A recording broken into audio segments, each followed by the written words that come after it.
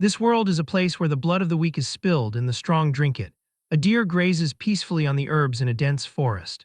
Hidden in the foliage, Johann Eitz aims his bow while his instructor whispers for him to stay calm. Johann pulls back the string with immense pressure. He releases the arrow the moment Joseph gives the signal. The bow snaps with a thunderous crack instead of firing properly. The deer flees in terror at the noise. Joseph screams Johann's name in pure frustration. Johann laughs nervously and holds up the broken weapon while claiming it snapped because it was too old. Joseph grabs his head in agony while shouting that he bought his beloved Angela brand new just a week ago. Joseph weeps while asking why a noble insisted on learning hunting for no reason. He yells that Johann could have just learned swordsmanship instead. Johann states that swordsmanship does not make money until you get hired. He declares that they should move to another spot because he needs money to survive in this rotten world. The narrator reveals that Johann Eitz was born as Kim Johann and reincarnated into this world after an accident. He knows that being reborn as a noble is pointless because he is at the bottom of the hierarchy. He worries that he will be stripped naked and kicked out during the family power struggles. Joseph suddenly stops him while pointing nervously toward a pack of wolves devouring corpses in the dark. Johann looses an arrow toward the beasts. The shot misses, and the loud impact alerts the wolves to their position. Johann stares at the gruesome scene while nodding that the theme of this world is a realistic medieval era. He watches the wolves desecrating the bodies and remarks on the cruelty. He wonders if the dead are from their village. Joseph says it is hard to know but confirms that the weak are nothing but prey for the strong. Johann tightens the bandages on his hand while resolving to avoid becoming prey. He recalls how he frantically searched for a status window when he first awakened, but realized no such cheats exist here. He confirms his absolute goal is money. He imagines a golden coin while plotting to leave the territory to become a merchant or a free farmer. He smiles greedily while vowing to scrape together every coin he can find. Joseph calls out to show him a plant called Little Devil Grass. He explains that the rare herb stops bleeding and boosts alertness. Johann interrupts the lecture to ask if it is expensive. He grins upon confirmation and stuffs the herb into his gear. Joseph spots a dropped herb pouch on the ground. Johann denies dropping it. Joseph realizes with horror that no one else comes this deep into the forest and deduces that someone else must be here. A terrifying scream echoes through the woods. Joseph turns pale with shock. They run toward the noise and find a young girl clinging to a tree branch while wolves circle below. The girl cries for someone to save her. Joseph identifies her as Robert's daughter Dell and wonders why a child is in the deep forest. Joseph panics at the sheer number of wolves and insists they fall back to call for backup. Johann ignores the warning and leaps into the clearing. Joseph screams that these are man-eating predators. Johann calmly tells Joseph to rescue Dell while he draws the pack's attention. Joseph is stunned that a noble would offer himself as bait for a mere commoner. Johann grins while realizing this place is a goldmine filled with at least 10 wolves. He laughs while calculating the fortune he will make from selling their pelts. He yells at his precious moneymakers to wait for him. Joseph watches in confusion as Johann charges with strange footwork. A wolf lunges at him. Johann blocks with his sword. The beast shatters the blade with its jaws. Johann looks shocked as the weapon snaps. Another wolf seizes the opening to bite his neck while Joseph screams his name. The scene shifts to the Eitz family territorial inspection in Baltroden village. Concubine Madame Eitz covers her nose while complaining about the foul smell. The first son Philip Eitz rides stoically behind her. The lord of the territory Jessen Eitz drunkenly curses the miserable countryside. Philip apologizes while reporting that Johann is absent from the procession. He asks if he should send soldiers to find the brat. Jessen yells to forget about the dimwit and claims he does not care if Johann dies somewhere like his wretched mother. Jessen halts his horse before a strange pile of straw stacked at the village entrance. The villagers tremble while explaining they covered the area because Johann's training left ugly traces. Jessen scoffs at the idea of a bug like Johann training. He suddenly freezes in shock when the straw is pulled back. He stares wide-eyed at a massive tree trunk that has been deeply gouged by the force of human fists. Back in the forest, Johann blocks the fatal bite with his wrapped forearm. The wolf realizes its fangs cannot penetrate his arm just as he kicks it away. Johann admits that fighting with a sword is not his style. He assumes a brawling stance and invites his adorable moneymakers to attack. He declares that he needs money to avoid becoming prey. He decides to use strength overwhelming enough to transcend human limitations. Joseph watches in disbelief as Johann punches a wolf's head into the ground. Johann grabs another beast and slams it down with brutal force. He obliterates the pack with bare-handed violence. He stands amidst the corpses covered in blue aura and asks how much all of this is worth while smiling manically. Johann acknowledges that he had no choice but to accept a harsh truth. Life in this world is not easy. His realization stems from a childhood defined by suffering. He recalls being tormented constantly by his brothers, who held rank 2 and rank 3 in the family hierarchy. They stomped on him to show off their higher status and hurled insults whenever they pleased. One brother shouted for the illegitimate brat to die, asking how a motherless bastard dared to talk back. Through this relentless physical and verbal abuse, Johann began to understand just how merciless this world truly is. He internalized a grim certainty that even if he got beaten to death like this, no one would care. He concluded that the only person he could rely on was himself. He constantly asked himself what he needed to survive in a medieval world. Fortunately, Johann possessed one distinct advantage over the people of this era. In his past life, he was a modern student who studied endlessly for jobs and countless exams. His head holds knowledge that medieval people could not even imagine, ranging from political science and sociology to economics, exercise science, TOEIC, and nutrition. He decided to use that intellectual edge. He specifically utilized exercise science and high-intensity training to transform himself. He runs frantically through the village to build his stamina. Villagers look at him with confusion, asking why he is eating discarded food. Despite their judgment, Johann devours oats, cabbage, beans, and quail eggs with gusto. He retorts that these are superfoods, perfect for constructing a nutritionally balanced diet. He created a strict training regimen based on modern exercise science and practiced practical close combat martial arts. Results accumulated over time. After several years, the fruits of his labor become visible. He unleashes a massive punch against a tree, creating a thunderous impact. With each training session, his body displayed even more overwhelming strength. He wipes sweat from his muscular frame, nodding that he feels refreshed rather than exhausted. As time passed, no one knew whether this strength was a blessing from God or a new trial. Returning to the present moment in the forest, Johann stands over the carnage he created. He comments that it looks like that is the last of them. Nearby, the companion Joseph checks on the child Dell and asks if she is hurt anywhere. The terrified girl bursts into tears and thanks goodness she is safe. She cries out for Uncle Joseph. Joseph sighs in relief but immediately pivots to scolding his master. He tells Sir Johann that he was unbelievably reckless. He asks if Johann understands how dangerous that was. However, Joseph's tone softens into admiration. He admits that he is moved by Johann's honorable action. He finds it incredible to think that a noble stepped in front of a wild beast without a moment's hesitation for the sake of a young serf. Joseph expresses deep thanks on behalf of the villagers. While Joseph delivers this heartfelt speech, Johann is mentally in a completely different place. He holds up two dead wolves by their tails. He thinks to himself with a greedy snicker, wondering which one will sell for the highest price. Joseph catches the mumbling and asks what he said. Johann plays dumb, claiming he said nothing. Johann changes the subject to the girl. He confirms her name is Dell and asks if she is hurt. Dell trembles as she looks at him. She answers that she is fine thanks to him and expresses her gratitude. Suddenly, a terrifying red pressure emanates from the darkness behind them. A monstrous growl echoes through the trees, causing the red aura to flare. Dell freezes in terror. Joseph and Johann turn slowly to see what is happening. A giant wolf with glowing red eyes and massive fangs looms over them. Joseph screams in horror, identifying it as a monster. He grabs Dell and shouts at Sir Johann that they must run. He declares that a monster like that requires an entire army to face. Johann realizes something crucial at this moment. He thought this world was just a normal medieval world, but he now understands there are monsters here too. He smiles confidently and addresses the beast. He asks if it is their leader. He apologizes sarcastically, stating he killed all its underlings. He explains that wolf pelts sell for a high price. The giant wolf growls, staring him down. Johann can feel it. This thing sees him as prey. However, Johann does not care. He asserts that it does not matter what the creature is. He declares that its hide will sell for even more. The monster pounces, snapping its jaws. Johann deftly dodges the attack and delivers a powerful punch directly into the beast's face. The impact is heavy, but Johann immediately notices a mistake. He curses, realizing he scratched the hide. He laments that the price will drop because of the damage. The monster wolf roars in fury and pain. A massive sound wave hits Johann, forcing him to cover his ears.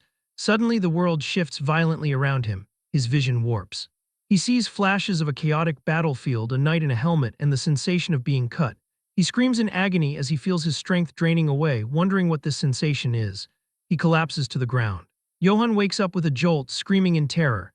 He sits panting heavily on the forest floor, sweating profusely. He looks around in confusion, asking what just happened. He checks the area for the monster, but the red-eyed beast is gone. He wonders aloud if it simply left. He looks over to see Joseph and Dell sleeping soundly nearby. He observes that it looks like everyone is safe. He admits he does not know what happened, but since monsters could appear again, they need to head back quickly. He He carries Joseph and Dell on his back and begins the trek home. As he walks, he looks back with deep regret at the wolf corpses littering the ground. He internally mourns that he wanted those wolf pelts. He resigns himself to the loss, thinking there is not much he can do, and resolves to borrow a wagon next time. He notices the village ahead is still bright despite the late hour. He wonders if the villagers are all out searching for Dell. A greedy fantasy begins to form in his mind. He thinks that even if he did not mean to save Dell, he could earn some points with his father. He imagines a cartoonish version of his father tearing up with joy. He pictures his father amazed that he defeated a wolf pack and hereby naming Johann his successor. Johann snickers but quickly dismisses the thought as impossible. He settles on a lower expectation. He thinks maybe his father would at least appoint him to the guards. He reasons that if that happened, he wouldn't have to worry about food anymore. His thoughts are interrupted by a blazing torch thrust into his view. Knights on horseback surround him. A blond man at the front screams his name. It is his brother, Philip.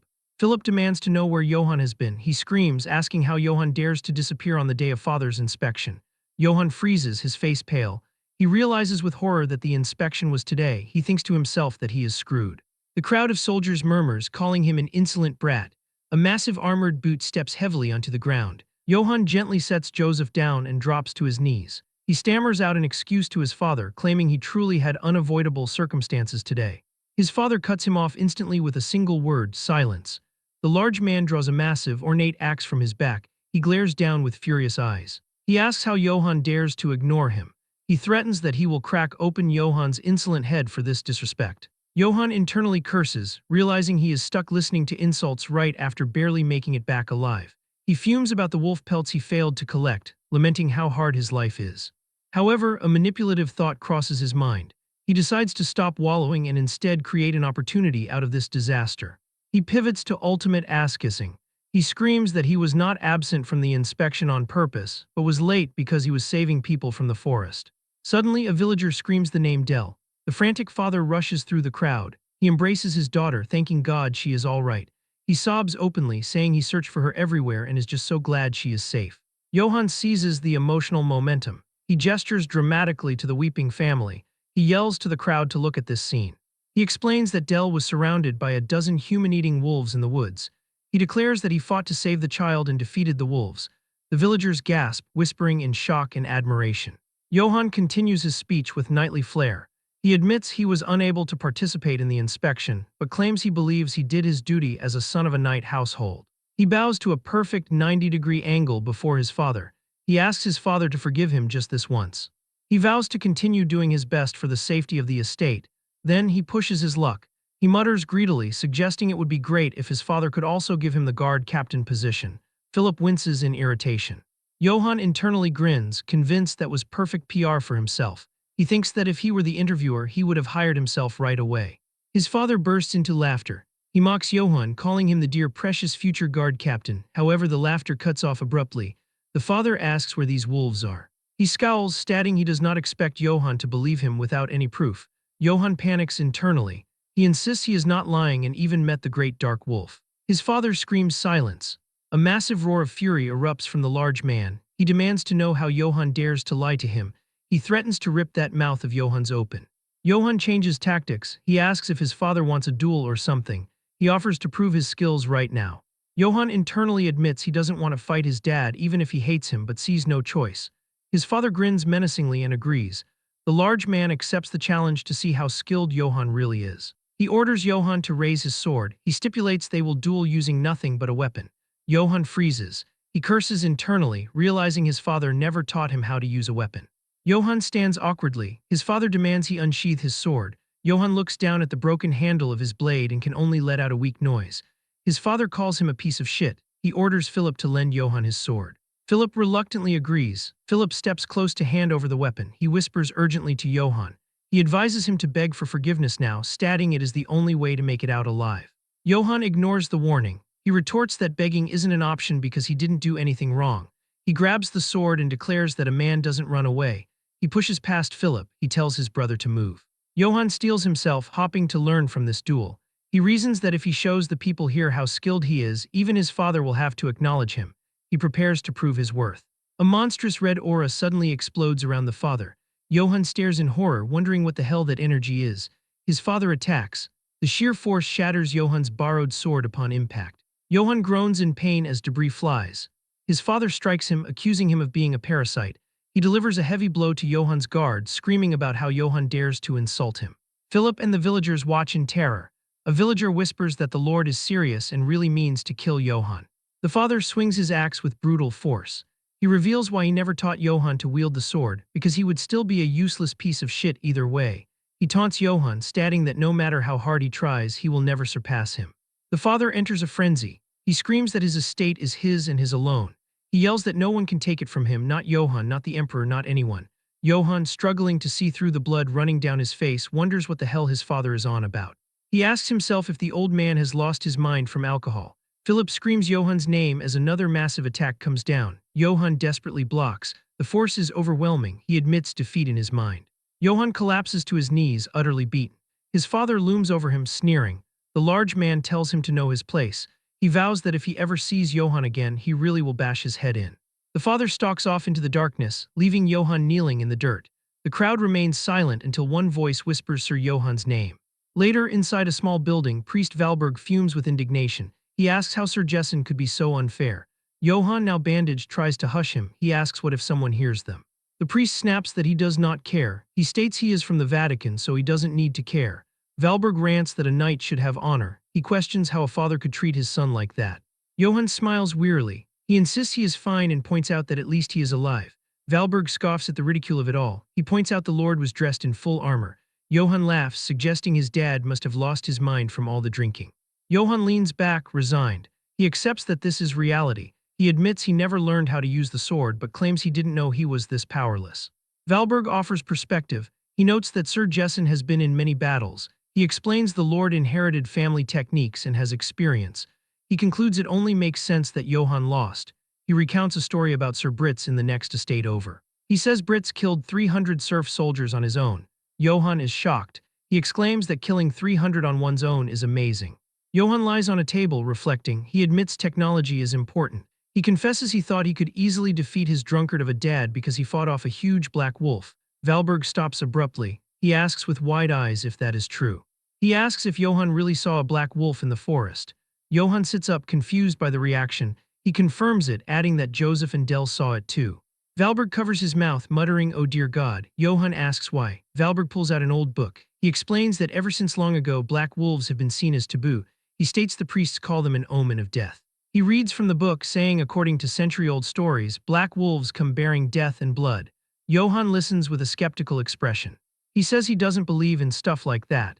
He rationalizes that maybe the wolf was a premonition of his duel with his father. Valberg agrees that maybe that is so. However, the priest forces a smile. He tells Johann not to worry. He assures him the stories are just old tales. He suggests that perhaps God is helping Johann since he is a good person who puts others above himself. Johann freezes. He wonders to himself, me. He admits internally he just wants money. Meanwhile, near the Eights estate in the Brits barony, chaos reigns. Flames consume the night. People scream for help. A soldier brutally slashes a fleeing civilian. A woman begs for her life before being cut down.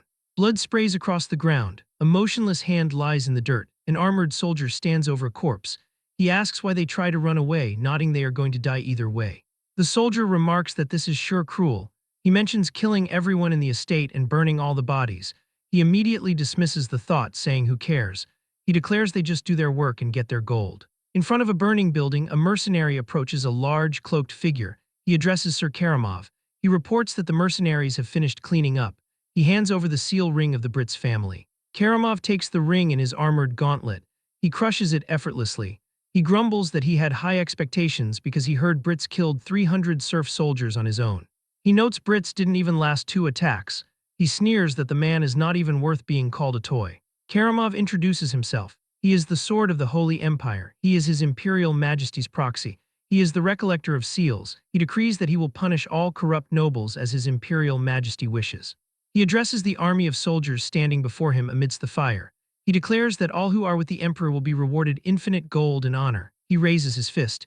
He orders them to kill, steal from, and burn them all. He points his finger forward. He shouts for them to go. He announces that the Eights estate is next. The army of soldiers, their eyes glowing red in the darkness, grins viciously as they march toward their next target. The clash of steel rings in the darkness.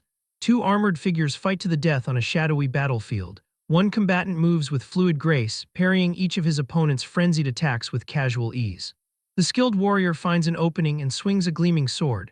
Johan's vision goes blurry as he watches the blade decapitate the opposing knight. The severed head tumbles through the air.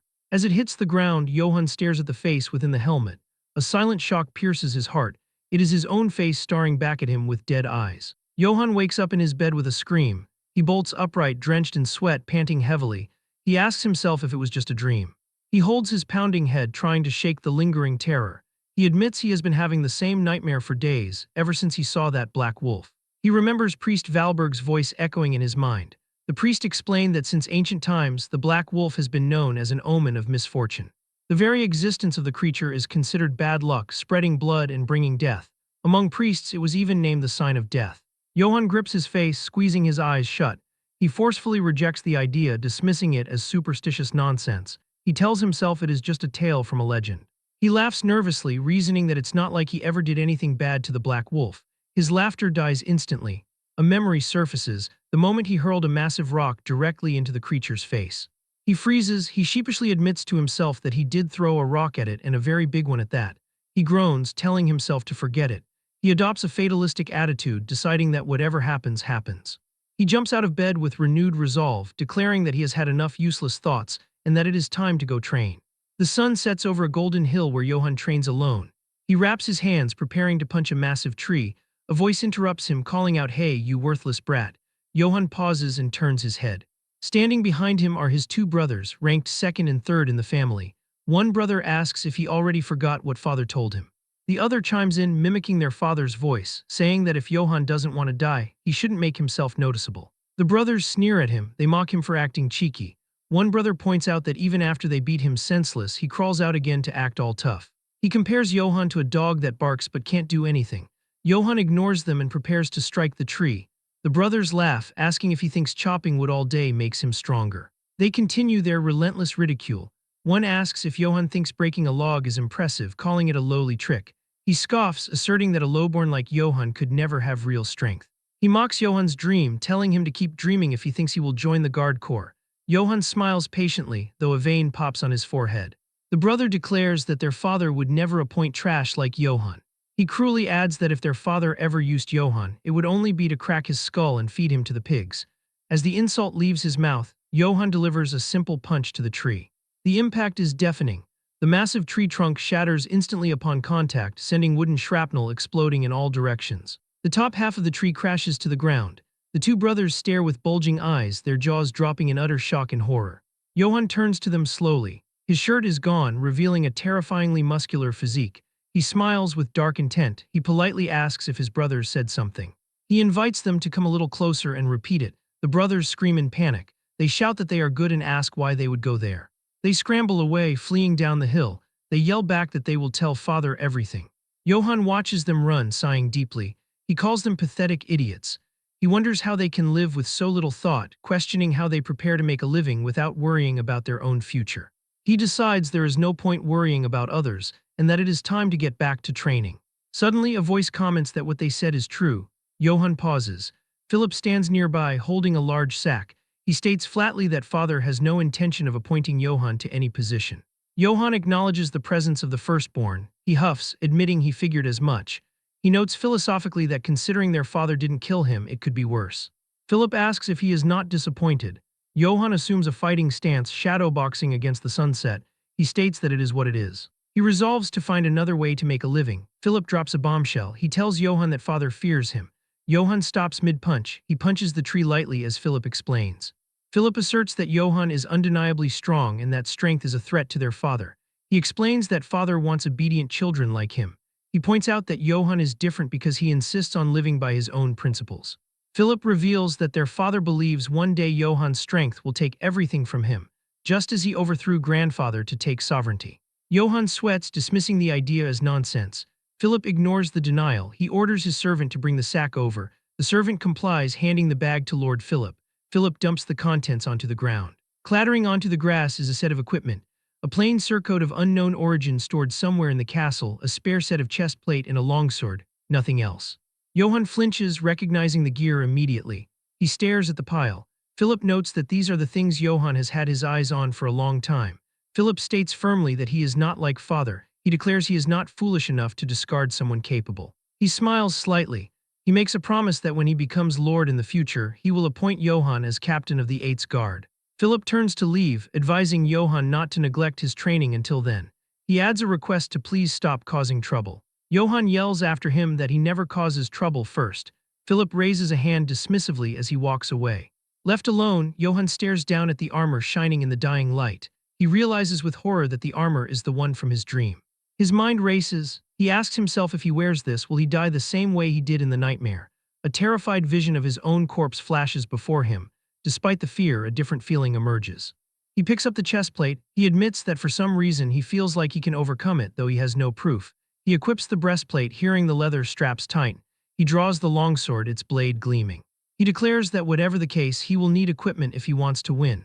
He stands fully armored, looking like a true knight against the backdrop of the darkened forest. Meanwhile, the local tavern is lively. A man slams his mug down, laughing heartily. He tells a tall tale to the skepticism of others. He claims he is telling the truth. He shouts that Sir Johann killed 50 wolves. A crowd gathers. One man points out that Sir Johann left all the pelts behind because a knight shouldn't be obsessed with money. Another villager adds to the legend.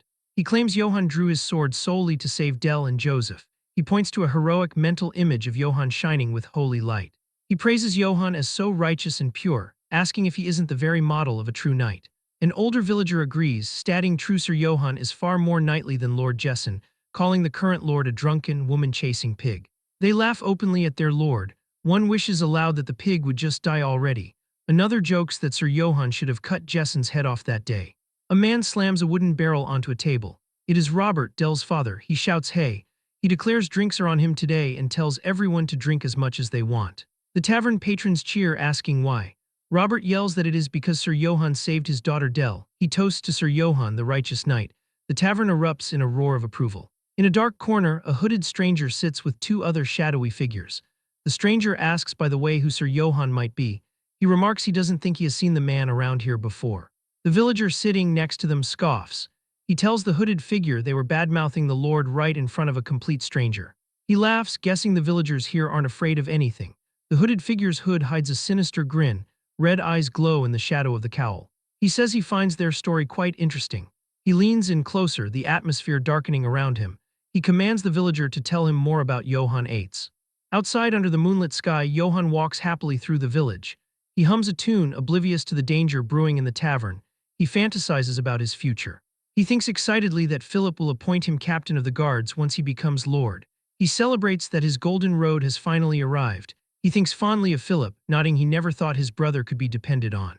Johann stops. He spots a figure sitting slumped against a building. He squints, confirming it is definitely a drunk man. He decides right then that a future captain of the guard can't just ignore a drunk citizen. He approaches with a cheerful smile. He calls out Sir, warning him that if he sleeps here he will catch a cold. Johann offers to escort the man home. He leans down, still smiling. The man remains silent. Johann pauses, sensing something wrong. He notices something cold pressing against his neck. His eyes widen as he realizes a knife is held to his throat. The smile vanishes from his face. He freezes, thinking what? Panic sets in as he internally screams, "What the hell?" In a fleeting moment, the man attacks with a dagger. Johann cannot see the attack coming. He groans, wondering in panic about the attacker's identity. He asks himself who he is. He wonders if this could be an assassin sent by Jessen. However, he rules out the idea that his father is behind the attack. He reasons that if it were Jessen, he would have come to kill Johann himself. He then wonders in terror if the madam was the culprit. He also rules out his brother's involvement, thinking Philip would not do this. He realizes he cannot guess who sent him. He screams at the man, asking what he wants. He thinks it is about money. He shouts that if the man is doing this for money, he will give him everything he has. He begs him to let him go. He thinks to himself, however, that in reality he does not have a single coin. The attacker replies coldly that if it is money, he has more than enough. This increases Johann's confusion and terror regarding the real motive.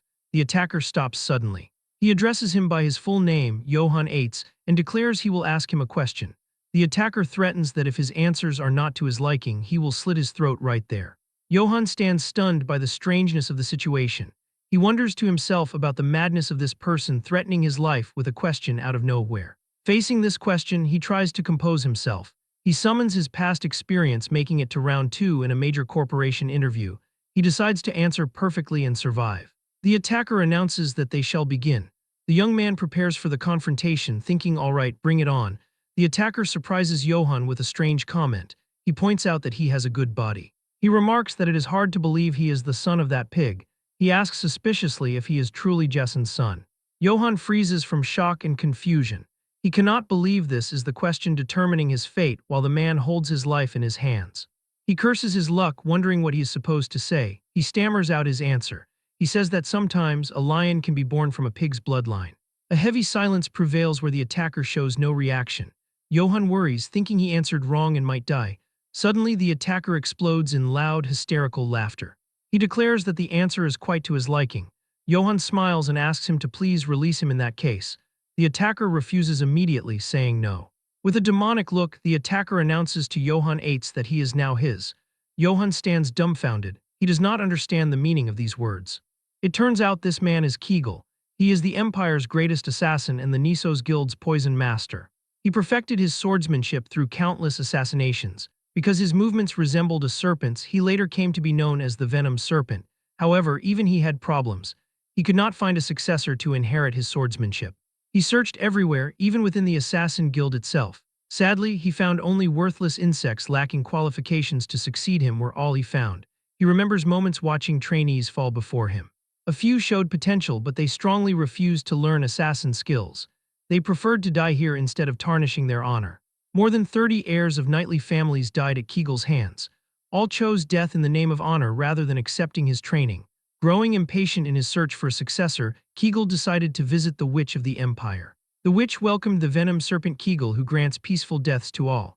She revealed to him that the disciple he seeks resides in Eitz Castle, a small, forgotten rural territory. She added that he is one of the sons of that lecherous drunkard lord. Kegel mocked the prophecy. He described Eitz Castle as that backwater dump. He underestimated the idea of his successor being there. He noted that a gold coin could buy half that land. The witch laughed confidently. She offered him his money back if her prophecy displeases him. Despite his doubt and worry about the curse he would get from stealing a witch's coin, he decided to believe her as a last resort. Kegel wanted to believe her because he wasted too many years searching for a successor and had no time left. However, even as he stepped foot into the Eitz estate, doubt clung to him. He wondered if the one worthy of becoming his successor really exists in this place. He decided within himself to kill the brat on the spot if he didn't like him. Returning to the present moment, Kegel introduces himself as the Nisos Guild's guildmaster. He declares strictly that he has no more time to waste. He states that Johann will become his successor. He gives him two choices with no third. He says choose to die here by his hand or learn his swordsmanship. He asserts these are the only two paths he can take. Johann stands amazed. He mumbles, not comprehending the situation. He asks, stammering, how much he needs to pay to learn his swordsmanship. Kegel gets angry, explaining he is not accepting money. This increases Johann's astonishment. He can't believe a guildmaster with incredible skill will teach him for free. He rejoices greatly, considering this a jackpot. He asks Kegel eagerly what took him so long. He calls him master. He expresses that he has been waiting his entire life for someone like him. Kegel warns his student that his swordsmanship is that of an assassin. He says simply learning it will brand him as disgraceful, the shame of any knightly family. He warns he may be scorned his entire life. But Johann interrupts him with a desperate scream. He asserts he doesn't care about honor or shame at all. He begs him to teach him. Kegel agrees, saying fine. He thinks surprised that this kind of brat is a first. Johann seizes the opportunity immediately. He asks his new master if he will give him an allowance since he mentioned having plenty of money. He reminds him that he is at the age where he really needs spending money. Kegel looks at him in amazement. He realizes this brat really is something else. At Eitz Castle, Lord Jessen announces that the inspection is done and that he will be stepping out for a while. Philip bids him safe travels, confirming he will take care of the castle. However, once Jessen leaves, they exchange meaningful glances. The madam mutters with malice that no matter how much Philip struggles, this castle will be hers. Philip scoffs. He calls it nonsense, assuring her the next lord of this castle will be none other than him, Philip Eitz. The Lord Jessen screams angrily at his eldest son and wife. He expresses he is sick of them fighting and arguing all day every day. He gives them permission to do whatever they want. Philip asks his father what they shall do regarding Johann, who is yet to return. The father screams Philip's name loudly, scaring him. The father replies with indifference and cruelty, ordering him not to waste his time over that brat. He states that the weakling's death is of no concern to him. Philip apologizes to his father, claiming he understands. But once the father leaves, his features change completely. He begins wondering with worry where Johann is and what he is doing right now. At the same time in the forest near Eight's castle, Kegel decides to check how skilled Johann is. The young man asks to borrow a sword. He explains shyly that he breaks them often. The master agrees, telling him to go ahead. Kegel thinks surprised that he breaks swords. He describes him as a reckless brat. He thinks there isn't a single thing he likes about him. When Johann takes a fighting stance, Kegel wonders if he is really the son of a knightly family. He asks what that stance is, deciding this one must die as well. The student asks if he has to use swordsmanship or if he can fight however he wants. So Kegel permits him to fight as he likes. He tells him to use fists, rocks, blades, or anything because it doesn't matter. Johann smiles slightly, saying then he attacks suddenly. He shouts, "Here I go," and swings his blade. He breaks the sword easily from the force of impact. In that moment, the master realizes the error of his doubts were unwarranted. While looking at him in shock, he finally admits that the brat is monstrously strong. Kegel feels surprised by the air pressure resulting from Johann's punch. He realizes that if that punch hits him, he knows his bones and muscles will be crushed. He thinks it is like he is not fighting a human but a lion. However, he decides to fight seriously. He unleashes a snake-like fighting technique. Johann wonders in amazement at the strange movement. He asks where he is trying to go, guessing up, down, up, down. He tries to block, but the attack hits him in the face. He falls to the ground, screaming in pain. Kegel states that he knows he hit him with the flat side of the blade.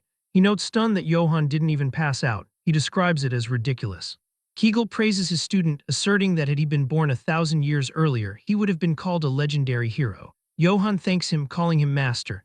However, the master adds a warning of a critical weakness. He declares strictly that at this rate, Johann will die no matter what. This sparks Johann's shock and confusion as he asks what he means. Kegel warns him strictly that he can't control his strength and that strength will kill him. Johann denounces this talk. He says no way, rejecting the idea by stating it is not like he is attacking himself and that he is not that stupid. The master asks him to come at him again if he is confident. He offers a tempting deal to give him gold if he manages to break the master's sword instead of his own. Upon hearing the word gold, Johann's features change completely and his eyes shine with greed. His hesitation turns into unparalleled enthusiasm. He shouts gold and tells his master he better keep that promise. He dashes at tremendous speed toward the master to attack. A strong sword clash rings in the place, but the result is disappointing as his sword shatters again. Its fragments fly into his face, making him scream in pain as he grunts. He remembers bitterly, realizing this is just like when he was fighting father. Kegel explains that he just lost to his own strength. He emphasizes the necessity to learn to control his power, or else death will be his fate. Kegel shoots a fragment of the broken blade at him. Johann asks if he purposely shot the fragment there. Kegel confirms, explaining that it is a piece of cake if one is proficient at the sword. Johann finally understands. He states he needs to learn to control his strength. He vows to learn it and avoid death to achieve his dream since he is the future guard captain of Eights. He thinks that public servants avoid disaster the best. The master tells him that if he knows how to restrain his power, something like this is possible. In the blink of an eye, Kegel directs a swift blow at Johann. Johann is stunned when he sees his metal armor slit in half. What increases his amazement is seeing that the master used only the sword scabbard, not the blade. Kegel explains that if he is able to control his strength, he can slice through anything even if he is not wielding a sword. Kegel smiles demonically. He says he cannot imagine how powerful Johann will be when he is able to properly control his power. The master announces that is enough and says to get to training. When Johann looks anxious, Kegel confirms it will be difficult and he might even die. He asks if he is ready. Johann answers with great enthusiasm in the affirmative. The scene shifts to the village. Johann appears with a swollen face and clear signs of beating from harsh training. He talks to himself about the difficulty, thinking he is finally learning to hold back but notes it is so hard. He says he managed to learn not to break his sword now, but yearns to know when he gets to learn real swordsmanship. Suddenly, a commotion catches his attention. He sees a group of strangers, asking himself if they are elves. He screams at the group leader, asking who they are and why they are standing there. The group leader orders him to leave at once because the area is restricted from others. Johann replies sharply, asking what. He resents a stranger dictating orders, shouting, "Who are you to tell me what to do?" The group leader laughs arrogantly. He identifies himself as belonging to His Imperial Majesty's directly affiliated mercenaries. He reveals they are the famous wolves of Akite. Instead of fear, Johann screams in amazement and joy. He shouts that he wanted a job too. He asks about the pay. One guard asks sarcastically if he wants to be one. He explains mockingly that what they get is incomparable to what the guard captain would get. He reveals they get 2 golden coins for just one job. This strikes Johann with extreme amazement as he stammers 2 golden coins. The guard warns Johann that looking like he works out just makes him a bigger target. He emphasizes that what is important is skill. Johann agrees, saying you're right. Johann drowns in his dreams. He thinks he has never seen golden coins in his life. He wonders seriously if he should change his career path, thinking it is better than a guard captain. But suddenly something strange happens. Johann's hand moves involuntarily, attempting to draw his sword. This causes him extreme shock and confusion as he asks why he just tried to unsheath his sword. The elf accompanying Kamarav notices his movement. She screams angrily, "How rude!" She considers his behavior the height of insolence. She threatens to behead him right away for daring to try and unsheath his sword in the face of Sir Kamarav. Kamarav intervenes to calm the elf Jane. He asks him calmly who he is. Johann stammers while sweating, identifying himself as Johann from House 8. Then Kamarav reveals his identity as the Holy Empire Emperor's Guard Knight, Kamarav. Johann is surprised again, finding his hand on the sword without even knowing. A terrifying feeling overtakes him he hadn't experienced before. He compares it to when he saw the Black Wolf or when his father was trying to kill him. He describes this murderous intent as suffocating. It is as if he is prey placed in front of an apex predator. Kamarav orders him to move because he is in the way. Johann moves, feeling his heart beating wildly. One soldier mocks his fear, saying, "Goodness, he is so scared." He warns him in a sarcastic tone to be careful next time. He laughs, doubting there will be a next time for him though. Jane asks her master if it is all right to just leave him here. Kamarav replies that he doesn't want to cause such a ruckus on a good day like this. He walks toward the castle gate. He mutters mysteriously that it is not yet time. Johann watches them go. He wonders in confusion why a knight of the emperor would be here and what reason he would have to be in this place. Philip appears rushing to receive the grand guest. He welcomes Karamov, introducing himself as Philip VIII, the next lord of House 8. He asks eagerly about the reason for his visit, inquiring what brings him here. The stepmother interrupts, expressing her intense admiration for Karamov. She describes him as unbelievably handsome. She presents her son John as the child who will become the real lord, ignoring Philip completely. She continues flirting with Karamov. She states that if she had known someone as wonderful as him existed, she would have married later. She asks if they should head inside the inner castle. Karamov does not reply to her. She tries to catch his attention again, saying, "Sir Karamov, tilde, are you listening to me?" However, he ignores her completely. Instead, a massive thud echoes as he slams his hand down. He asks sharply, "Where is Jessen?" Philip objects to addressing his father without titles. He states that addressing Lord Jessen like that is improper regardless of his reputation. The madam interrupts him again. She defends Karamov as the Empire's greatest knight. She claims there is nothing wrong with him calling Lord Jessen however he wishes. She announces that as the rightful lady of the house, she will handle his reception. She hints at Philip not to object. Philip looks with malice at the cunning woman. He thinks she is trying to seize an opportunity to push John as the next lord, but Karamov interrupts them with a resounding scream. He slams his fist down and orders them to shut up. He chases everyone away rudely, ordering all of them to get lost. He demands they bring him some alcohol instead. He announces coldly he will wait inside this castle until Jessen arrives. In the dark forest, Johann swings his sword with immense force, creating great air pressure. During the fighting, he remembers the dangerous, suffocating aura he felt when he met Karamov. Kegel watches him silently for a moment. He suddenly screams at him, calling him a fool for his lack of focus. He throws daggers at him. Johann blocks the daggers with great difficulty while groaning. He suffers a slight cut on his neck, appearing extremely tense. Kegel scolds his student. He states that if the daggers he just threw were laced with poison, Johann would be dead. He asks why he isn't concentrating.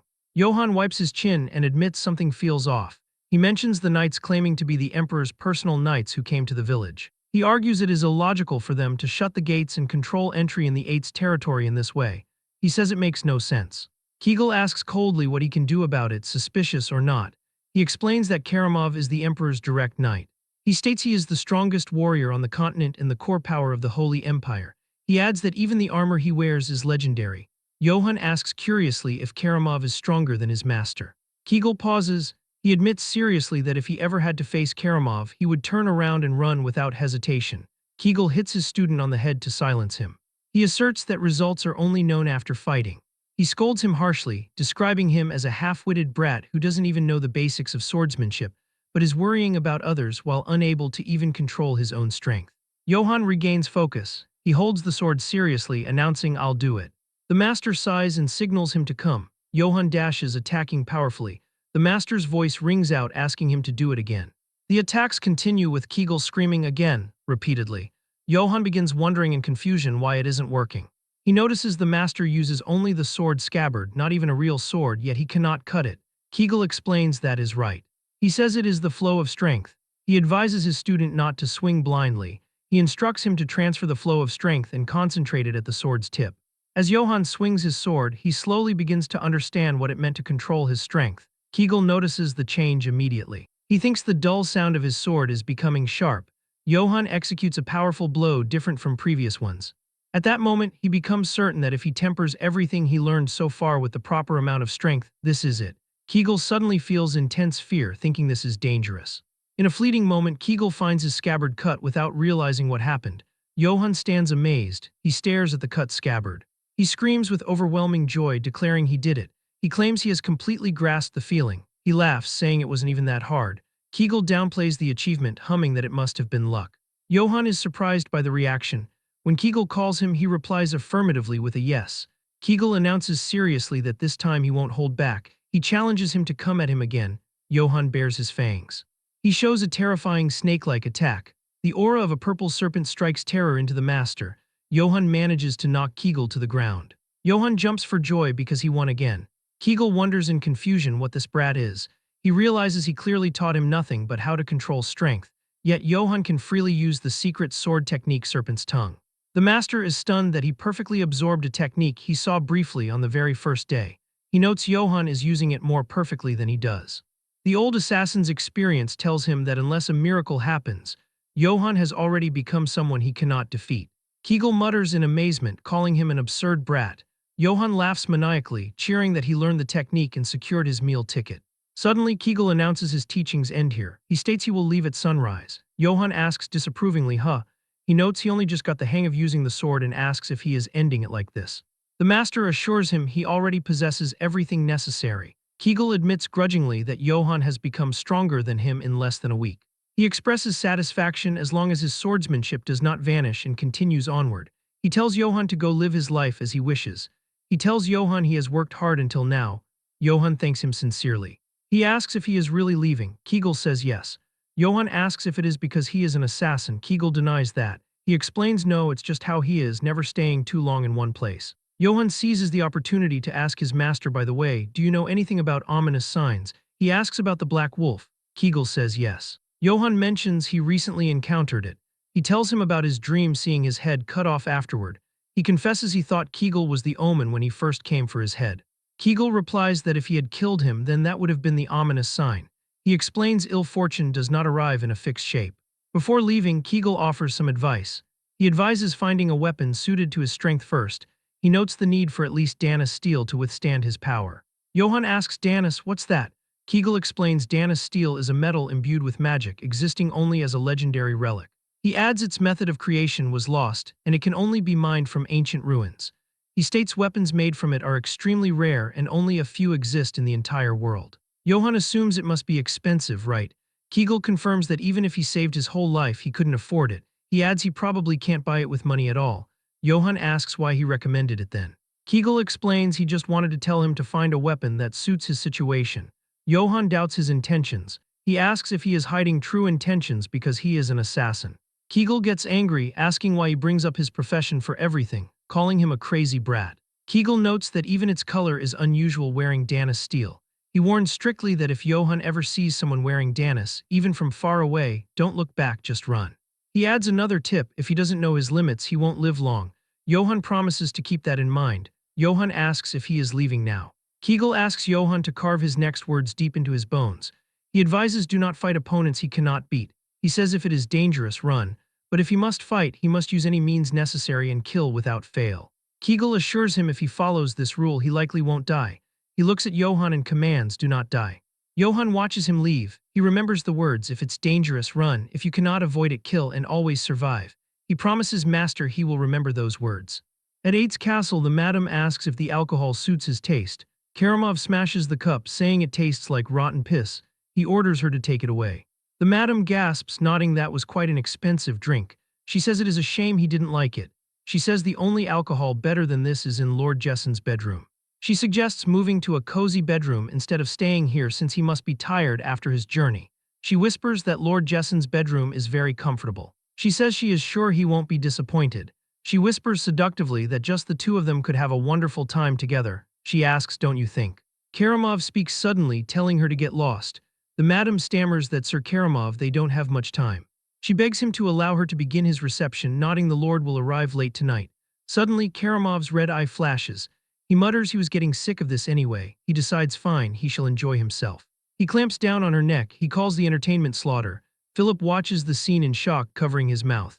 Outside, Johann reaches the village outskirts. He stops, asking what's this? He sees flames devouring the entire village. He looks in shock, wondering in amazement why the village is on fire. Lord Jessen wonders what in the world is going on. He rides along a dirt path, staring at the smoke rising from the Eight's estate. One of his knights answers that he doesn't know. The knight adds that the fire looks large, so the lord should return at once. Jessen grits his teeth and grunts as he whips his reins. He rides swiftly, the hoofbeats echoing loudly. His horse neighs as he skids to a halt in front of the castle. Jessen stares at the gates. Mercenaries greet him, stating that he finally shows himself after something fun has taken place. The mercenaries sneer, remarking that he is slow and dull just as he looks. One elf soldier orders him to move faster, calling him Sir Pig. He adds that Sir Karamov isn't a very patient man. Jessen pushes open the huge wooden doors, his eyes glowing red with rage. He stops dead, asking what. Before him, the stone floor lies littered with corpses. The bodies of his servants and children lay twisted and lifeless, with blood pooling everywhere. He stares at the horrified, frozen faces of the dead. Jessen sweats, horrified by the carnage. A massive armored boot steps forward with a heavy thud. Jessen looks up. Karamov looms over him, saying he is late. Jessen. Karamov's armor shines gold and his eyes burn red from beneath his helm. Jessen demands to know what Karamov is doing right now. Karamov reaches for his sword hilt. Jessen draws his massive axe. He screams furiously, asking what does Karamov think he is doing. Karamov speaks formally. He declares Jessen is guilty of the attempted assassination of the emperor and high treason. He states that by His Majesty's decree, House Eights shall be eradicated. Jessen screams back not to be absurd. He shouts that this is a purge. He accuses them of just pinning false charges on him to execute him. He raises his axe and charges, yelling he won't let Karamov do as he pleases. Karamov draws his huge purple sword with a screech of metal. He commands his men to blow the horn. A golden knight raises a horn to his lips and blows a resounding note. Karamov orders his men to retrieve the seal of the Eight's family. He grips his glowing purple blade tightly. He commands them to purge everybody in this territory and erase this land from the map. The mercenaries charge, shouting war cries. They slaughter villagers mercilessly. Johann's previous neighbors get cut down where they stand. Flames engulf the wooden houses. The mercenaries laugh manically as they kill. A mercenary stands over Valberg, who kneels on the ground in prayer. The mercenary laughs, calling Valberg a vicious bastard. He asks if it is that hard to tell him where the pig's bastard son is hiding. Valberg remains silent, looking defiant. The mercenary smirks, saying fine. He offers to send Valberg to his god, whom he adores so much. He swings his sword down, shouting die. Suddenly, Johann appears from the shadows. He slashes through the mercenary with a swift, diagonal cut. The mercenary's body splits. He looks shocked as he falls. Johann stands over Valberg, calling out his name. Valberg looks up, asking Lord Johann what is happening. Johann helps him up, admitting he doesn't know either. He explains the imperial troops are killing villagers on sight. Valberg looks grim. He suggests it is possible that Lord Jessen has already been killed as well. Johann freezes, repeating even father. Valberg continues, saying that is not all. He gestures to the inferno around them. He explains they are burning the entire village to wipe everything out. Johann looks determined. He says damn it and decides he has to hurry back to the castle. Suddenly he hears crying. He stops, recognizing the voice. He asks if that is Dell. A small girl crawls out from behind a burning building. Johann sighs in relief, saying good, she is safe. He holds out his hand. He tells her it is dangerous here, so come to him. His eyes widen in horror. Behind Dell, a spear pins a man's corpse to a wooden stake. Dell cries, telling Lord Johann that her dad is dead. It is Robert's body, limp and lifeless amidst the fire. Johann stares at the gruesome sight. Flashbacks hit him hard. He sees memories of saving Dell, Robert hugging his daughter, the villagers drinking in the tavern, raising mugs and laughing. Robert's smiling face cheering for Lord Johann echoes in his mind. Johann grits his teeth in rage and sorrow. Johann turns to Valberg. He pushes Dell toward the priest. He tells Dell it is dangerous to stay alone. He orders her to stay with Father Valberg. Dell looks up tearfully and says okay. Johann turns and walks away. Valberg calls out to him, asking where he is going. Johann doesn't answer. Valberg shouts that he mustn't go, telling him he needs to flee. He screams Lord Johann. Johann walks forward resolutely. He reaches the square. He sees a pike with a severed head stuck on top. It is Lord Jessen Eights' head staring blankly. A wooden sign hangs below. It reads that Duke Jessen Eights has been executed for treason against the emperor. It warns that anyone who retrieves his corpse without permission will be punished for the same crime by Imperial Knight Karamov. Johann stares at his father's head with shadowed eyes. A mercenary nearby notices him. He sneers, asking if he isn't the bastard son. He mocks Johann, saying he thought he ran off. He asks if Johann came back to die. Johann says nothing. He swings his sword. The wooden pike shatters. Jessen's head tumbles to the ground. Johann's foot stomps heavily onto the red banner with the golden eagle, the symbol of the empire. The mercenary stammers, telling others to look at this brat. He orders the others not to just stand around. He screams to kill him now. Johann's blue eyes glow in the darkness. He unleashes a flurry of attacks. His sword moves like a blur. He slashes through 3 mercenaries instantly. They scream in agony. Johann continues to advance, cutting down every soldier in his path. Johann wonders to himself why he is doing this. He asks himself why he is going back to the castle. He admits Father Valberg is right and he should be running away. He knows if he goes back he will just die for no reason. He encounters Philip. Philip sits slumped against a tree, riddled with arrows. He calls out Johann's name.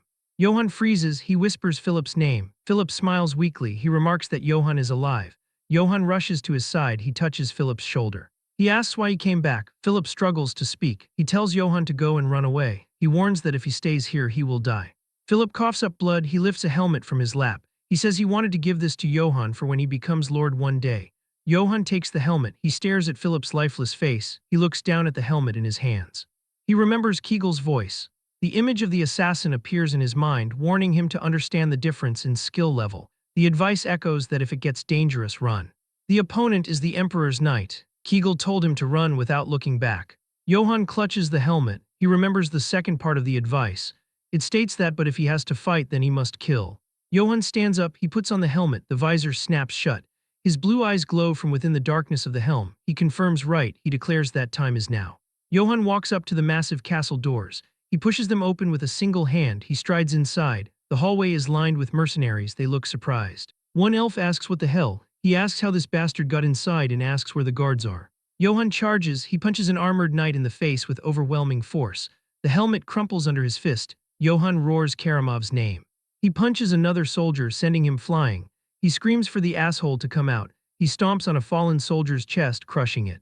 A shadow falls over him. Karamov walks out slowly, dragging his massive purple sword. Blood drips from the tip. Mercenaries step aside. Karamov stops. He notes so the runaway son of Eights really survived. He says Johann is that guy in front of the castle back then. He asks if his name was Johann Eights. Johann stares at him through his helmet. He replies he is not in the mood to exchange names. He tells him to just think of him as one pissed-off man, calling him an asshole. Karamov sighs. He tells Johann he should have kept on running. He says if he had, he could have lived. Karamov smirks. He supposes Johann doesn't care about his life. He says fine. He tells him if he wants to die, then come at me. He points his massive sword at Johann. The purple energy hums. Johann's blue aura flares around him. Johann screams that Karamov doesn't need to tell him that. He charges forward, his fist glowing with power. He shouts that is what he was going to do anyway. He unleashes a massive punch directly toward Karamov. They start trading blows with one another. It is just like the dreams Johann was having. They get to the exact moment where Johann readied the attack and swung down. Karamov blocks it. Johann's sword gets cut by Karamov. He goes to swing for his head. Johann drops the sword. He dodges backwards before grabbing another one and charging straight in. Karamov smiles, saying that this is fun. He cuts another one of the swords in half. This happens over and over and over again. Johann is continuously grabbing swords off of the mercs that he already killed. He then dodges a big swing from Karamov while he's stuck from the dodge. Karamov comes in to finish it and swings down. Johann avoids this one. This causes Karamov to slice into one of the pillars of the castle and it begins crumbling. Karamov says this is interesting. He says he is far more entertaining than Brits was from within the smoke of the rubble collapsing. One of the mercs gets thrown at him. Karamov cuts straight through him. He says that this is truly enjoyable. He wants even more entertainment. Johann finally manages to grab another sword. He comes in with a heavy-ass swing to which Karamov blocks using his arm. But the attack pierces through his armor and also takes a chunk out of his arm, though of course the blade gets broken. Karamov is genuinely surprised as he distances himself. It takes a moment for it to set in because he just cut through his Dana steel armor. Karamov begins trembling as Johann grabs another blade. Karamov says that's impossible. He says humans are incapable of harming Dana steel, asking just who he is. Johann charges straight in once more. They continue trading blow for blow while Karamov says that he's never heard of such strength before. But it seems like that's all he is because he's easily blocking all the attacks. And even though he's on the defensive, Johann can't get in a single meaningful hit. Karamov realizes that he's a brute with only strength. There's no finesse to his attacks. He thrusts forward. Johann blocks it. Of course, the sword breaks. He quickly grabs another off the floor and readies himself once more. Karamov says that it's just as he expected. He can't even properly block a simple thrust. He's swinging purely by instinct right now. There's no technique behind him. This makes him think that Jessen never taught him real swordsmanship. He can tell that he's dangerous. He needs to finish this quickly because if he grows, he will become someone nobody can stop. And if he uses that stupid wide slash again, he'll break it, cleaving through the sword, cutting his head off with one swing. Johann then starts to do exactly as he thought, but it was just a fake as he does a quick change-up. Karamov is completely caught off guard. He goes to react. Johann uses Kegel's technique, changing his direction to Karamov's open side.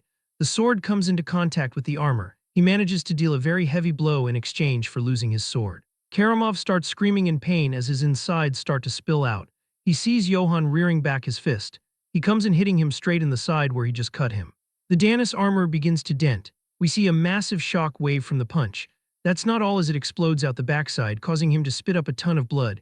He stabs his sword into the ground. Nothing but blood comes out of his mouth. His eyes begin to go a little hazy. He recognizes it as Kegel's swordsmanship. This means that Johann was hiding his true skill all along and that he completely let his guard down. Johann points a broken blade at his throat, while Karamov continues to bleed out from all the internal damage. There is a literal pool of blood underneath him. He begins coughing his jaw. He lowers his blade and raises his helmet. He drops it onto the floor, asking him why he did all of this. Karamov says that it was all for his imperial majesty, as the Holy Empire is now more unstable than ever. His Majesty has unsheathed the imperial sword to correct the empire. Before he finishes his next sentence, he starts coughing violently. He holds onto his side while spitting up even more blood. He then starts to laugh. He tells Johann he's moved. For decades, he's crossed battlefields and fought countless knights, but he's never encountered anybody as strong as him before. He needs him to go with the Empire with him, as His Majesty needs a strong talent like him right now. The Empire's endless gold will grant him glory. He shall receive vast and fertile lands. He'll see to it as well that His Majesty will appoint him as an Imperial Knight. He becomes the Imperial Sword. He'll get anything he wishes. Johann thinks about endless gold, but says that it's strange. It's the life that he once dreamed of, but for some reason he doesn't feel anything. He looks down at Karamov. He tells him that he refuses. Karamov's confused, asking why. Johann says that he has not only killed his family, also innocent serfs, people who did no wrong. Karamov surprised, asking if he's really declining his offer over mere serfs. He grits his teeth out of frustration, asking why their deaths even matter. Then says that it must be because his mother was a lowborn serf, that insect blood has tainted him. He needs to understand that the world's law is that the strong drink the blood of the weak. Johann grits his teeth and apologizes to Kegel, saying that he can't control his strength anymore. He swings, hitting Karamov in the face, sending him flying backwards. He doesn't stop there as he comes in with blow after blow. He asks why he thinks that these were worthless lives and if the Emperor means that much. Why they think they're that great to begin with, to the point that they get to judge who deserves to live and who doesn't. The Danis armor begins to start warping on his skull. As blood fills Karamov's eyes, the last sight he sees is none other than Johann. Each blow getting heavier and heavier as he is turning him into a meat crayon. Eventually, he's just twitching on the floor. Johann stands up with his fist covered in blood. Karamov, though somehow still alive, begins coughing. Johann starts to walk away. Karamov calls him a fool, saying that he should have taken his offer because now it's too late. The one who broke the Emperor's sword will only know suffering from this point on. Johann looks down at him as his hand goes limp, as those were his final words. Johann says this world accepts death so naturally. All he ever thought about was to make money and survive. But they slaughtered everybody in his territory, including his family, and then tried to erase it. So even if the whole world becomes his enemy, he only did what had to be done. He'll never regret his choices. Regardless of what anyone says, this is how he plans to live. A stone gate slowly creaks open in the middle of the night, revealing the interior of the castle courtyard. A guard approaches a wooden door to check on the situation inside. Upon opening it, he discovers Master Jane and her elven soldier standing there. Jane speaks with a furious look etched onto her face. She demands to ask one more time if what he just said is the truth. The beaten elf confirms it is true without a shred of falsehood and begs her to believe him. He explains that he suddenly barged in, beat all the soldiers to a pulp, and then took Sir Karamov's head with his bare hands. The soldier adds that this was the last they saw of Sir Karamov. Jane stands speechless. She points toward the courtyard and questions why Karamov's corpse is not in there if the story is true. The elf maiden shouts that she cannot believe such nonsense without any proof. The soldier replies that he does not understand it either, but he definitely saw it with his own eyes. Just then, another soldier arrives to announce that the pursuit party is ready. Jane pulls herself together and starts walking with firm, determined steps. She turns to her troops and passes the order down to everyone present. She commands them to chase him down and kill him. The elf maiden reveals that the target is Johann Eitz. The troops begin to move out to follow the order. She calls him a filthy traitor to his own bloodline and the one suspected of murdering Sir Karamav. Jane screams for them to hunt him down. She orders them to kill him if they must, but to bring him back no matter what. Meanwhile, Johann runs through the forest with determination. He finds himself in the middle of a brawl with several elven soldiers. One of them screams in pain as he is struck by Johann. With a swift blow, Johann takes out another soldier without mercy. Jane's voice warns her troops never to face him by themselves. She orders them to seal off every road to drive him relentlessly until he is exhausted. The soldiers express shock, wondering if Sir Karamav is truly dead. Jane declares that they must bring that bastard's head to his majesty. Johann listens to the memory of Philip telling him to find the stable and flee to survive at all costs.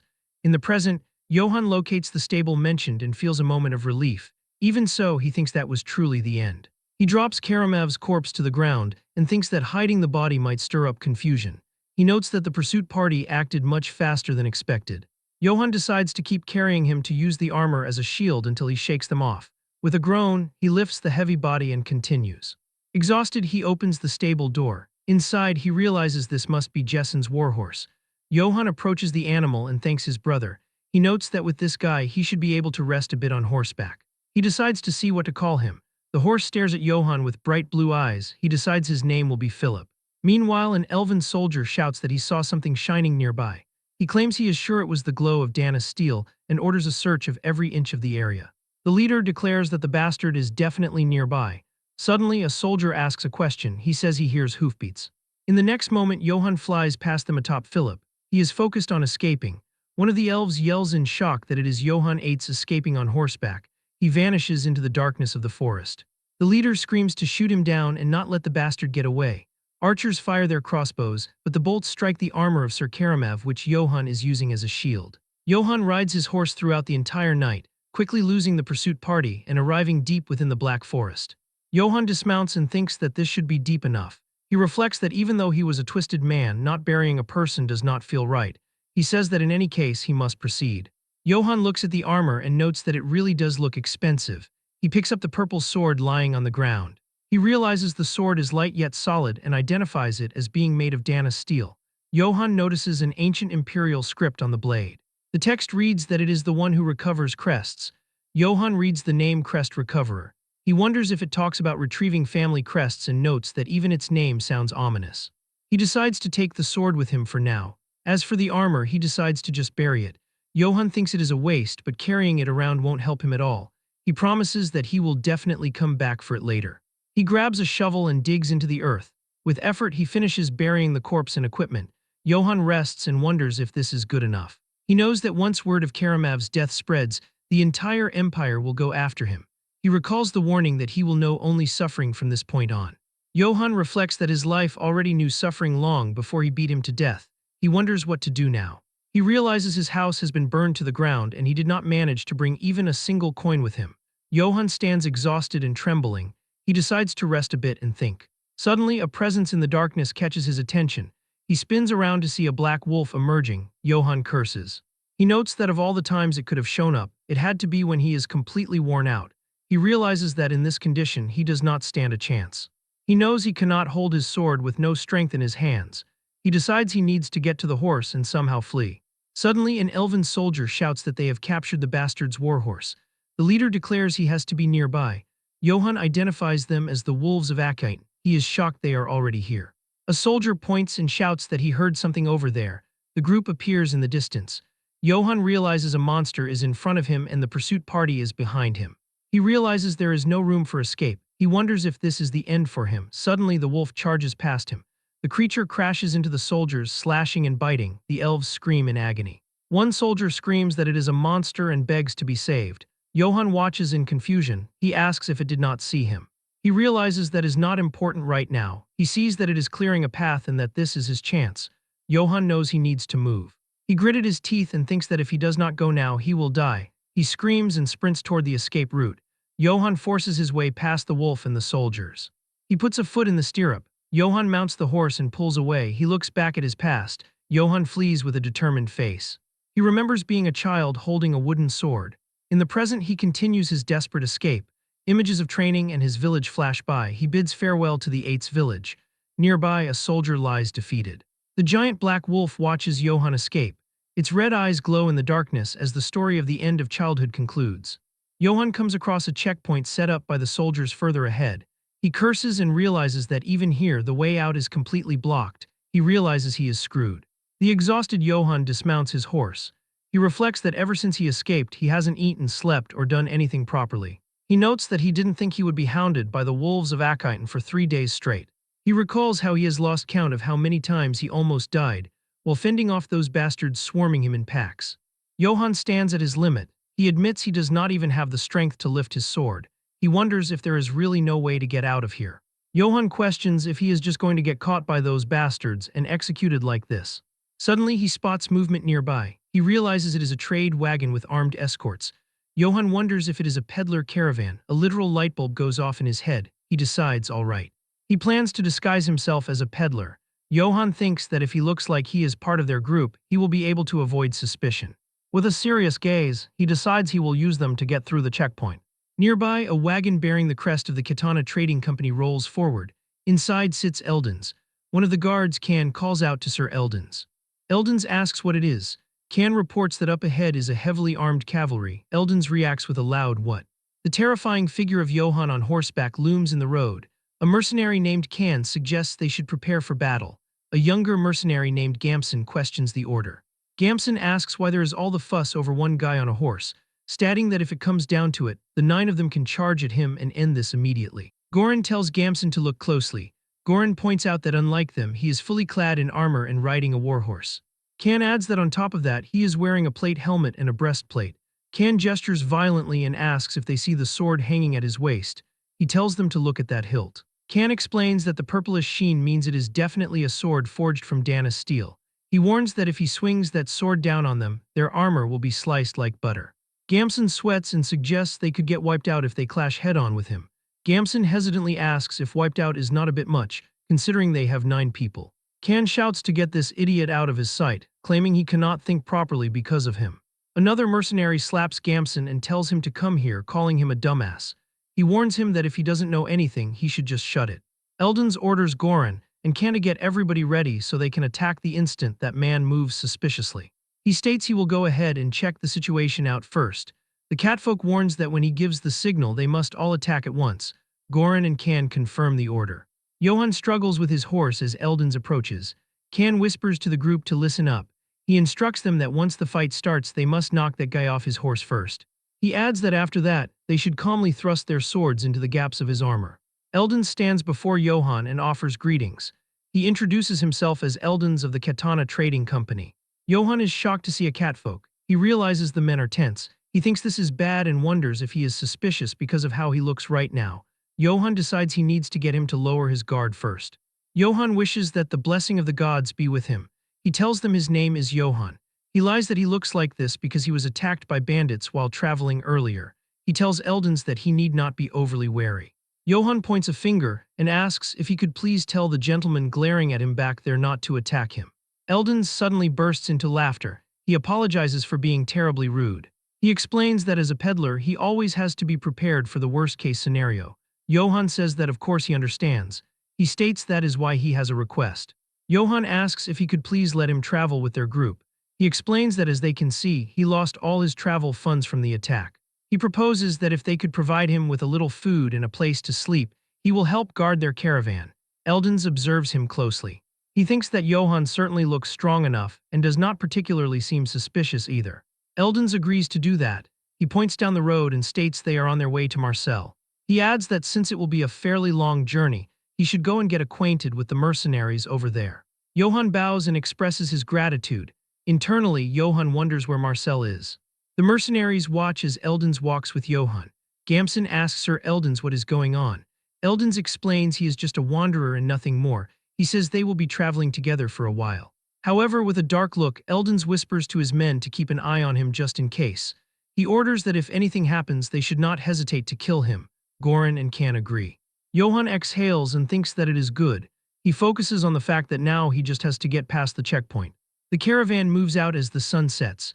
An elven soldier shouts that people are coming this way. The wolves of Akhaten stand in the road and order them to halt. The elves declare they are the wolves of Akhaten. They announce that if the travelers want to pass through, they must cooperate quietly and let them hold a brief inspection. Johann stares from behind his helmet. He thinks that they finally arrived at the checkpoint.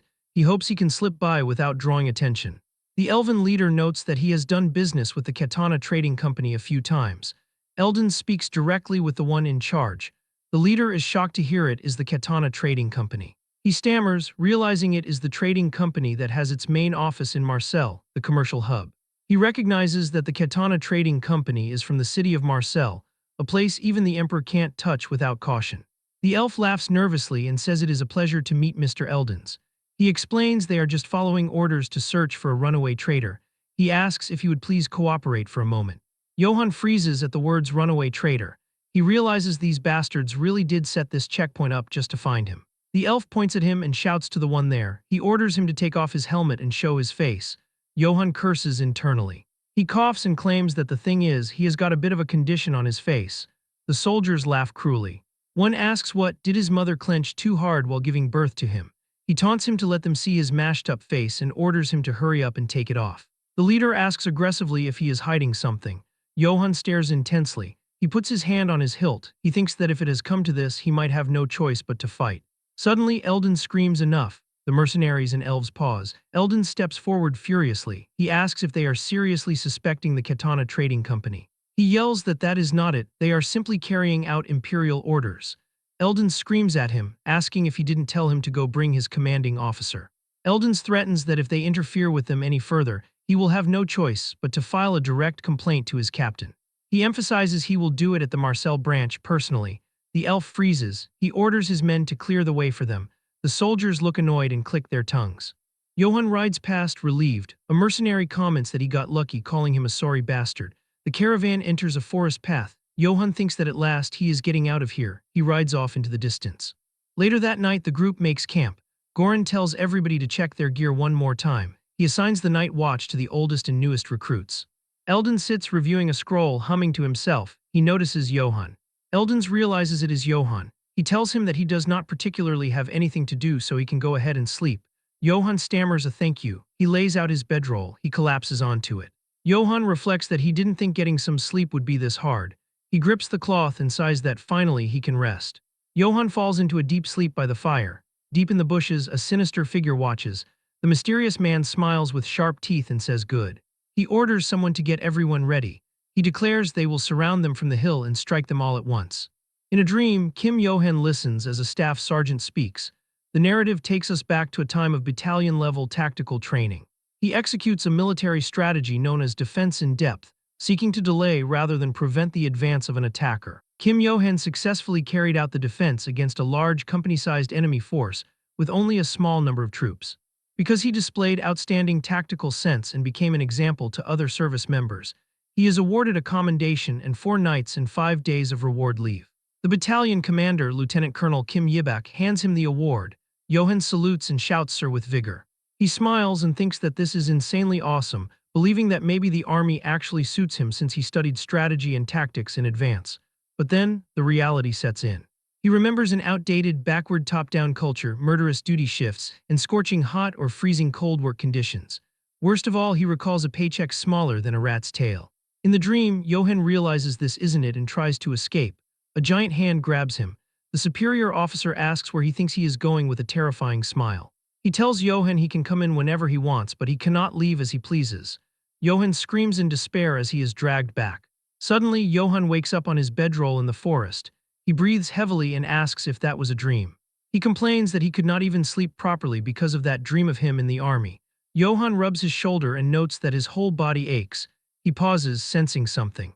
Under the full moon, a sharp sound cuts through the air. Johan realizes it is an arrow. With a swift movement, he snatches the projectile out of the air just inches from his face. He realizes it is an attack. Johan curses, thinking those damn bastards are after him again. He stands up and thinks that here he thought he made it through safely. He decides he needs to warn the mercenaries first.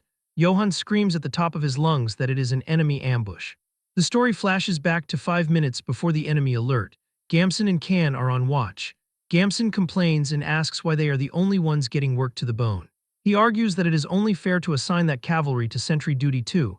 Can tells Gamson to shut up already. Gamson is confused. Can asks him if he is telling him to entrust guard duty to some guy they do not even know. Can lectures him, asking if he has not considered that while they are asleep, that bastard could slit their throats, grab the supplies, and run.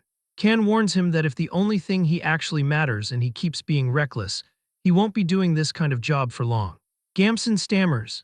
He shouts that he became a mercenary because he did not want to rot away in some backwater village his whole life, because he wanted to live like a real man.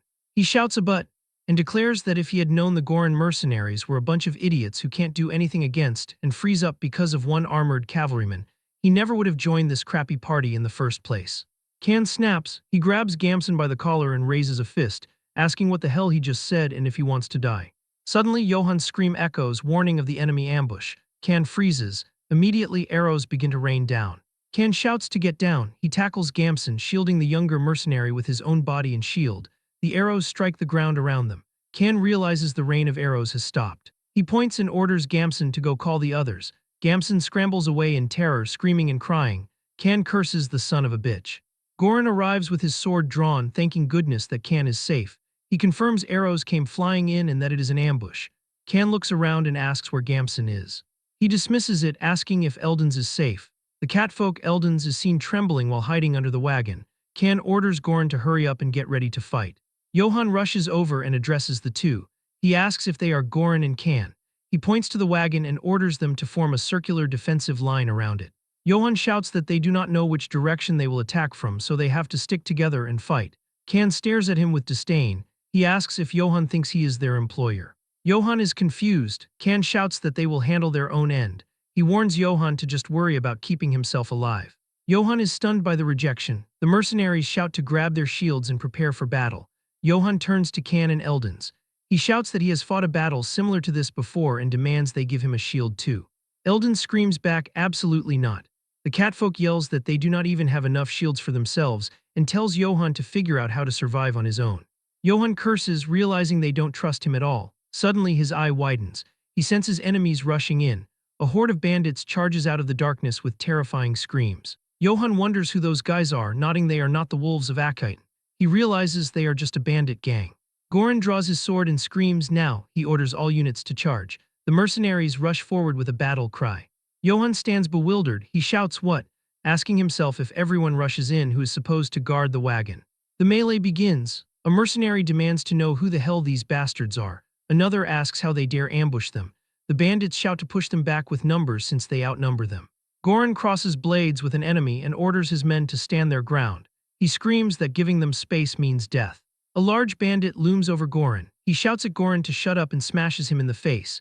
Can screams Captain Goran. The bandit raises his sword over the fallen Goran and yells at him to die. Suddenly a purple flash cuts through the dark. Johan strikes. The bandit freezes. He utters a confused sound. His sword hand falls away. Johan stands breathing heavily, gripping the Dana's steel sword.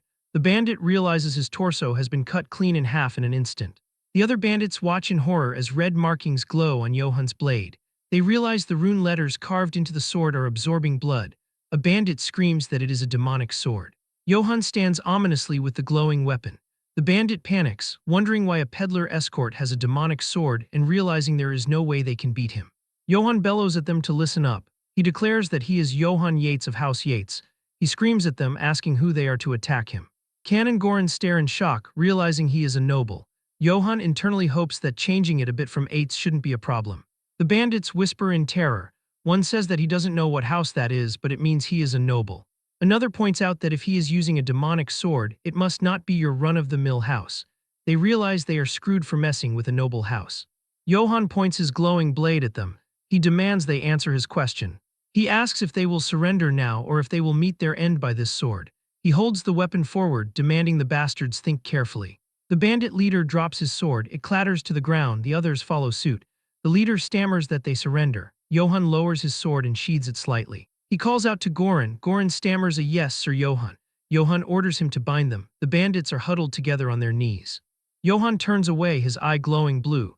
He declares that he may cut down anyone who resists. Johan bandages his arm and stares ahead, leaving Eldons unsure of what to do next.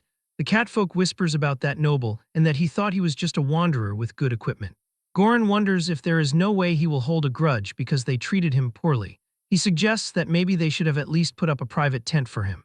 Eldons rationalizes that they let him join when he asked, which surely counts as showing goodwill.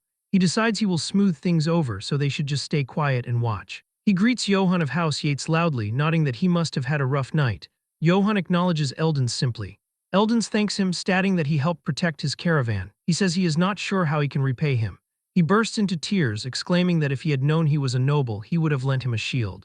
Johann asks what he is talking about. He declares that more importantly, he is glad he is safe. Eldons freezes, asking if he is not going to take compensation. Johann walks away quietly. He stops and turns back. He tells Eldons that by the way, next time lend him a shield. Eldons sweats and bows deeply, promising that next time he will definitely lend him a shield first before anyone else. Johann says good. He then adds that he is thinking of interrogating them and asks if he could get the mercenaries' help. Eldons agrees instantly but adds that now that his status has been revealed, it would put their minds at ease if he spoke more formally. Johann agrees to do that. Johann stands over the prisoners. He kicks one in the back and shouts at the thief to hurry up and move. The bandit groans in pain. Johann glares and asks if he is their leader. He demands to know who they are and why they attacked them. The bandit reveals they are the private soldiers of House Brits. A flashback shows a boar crest burning in flames.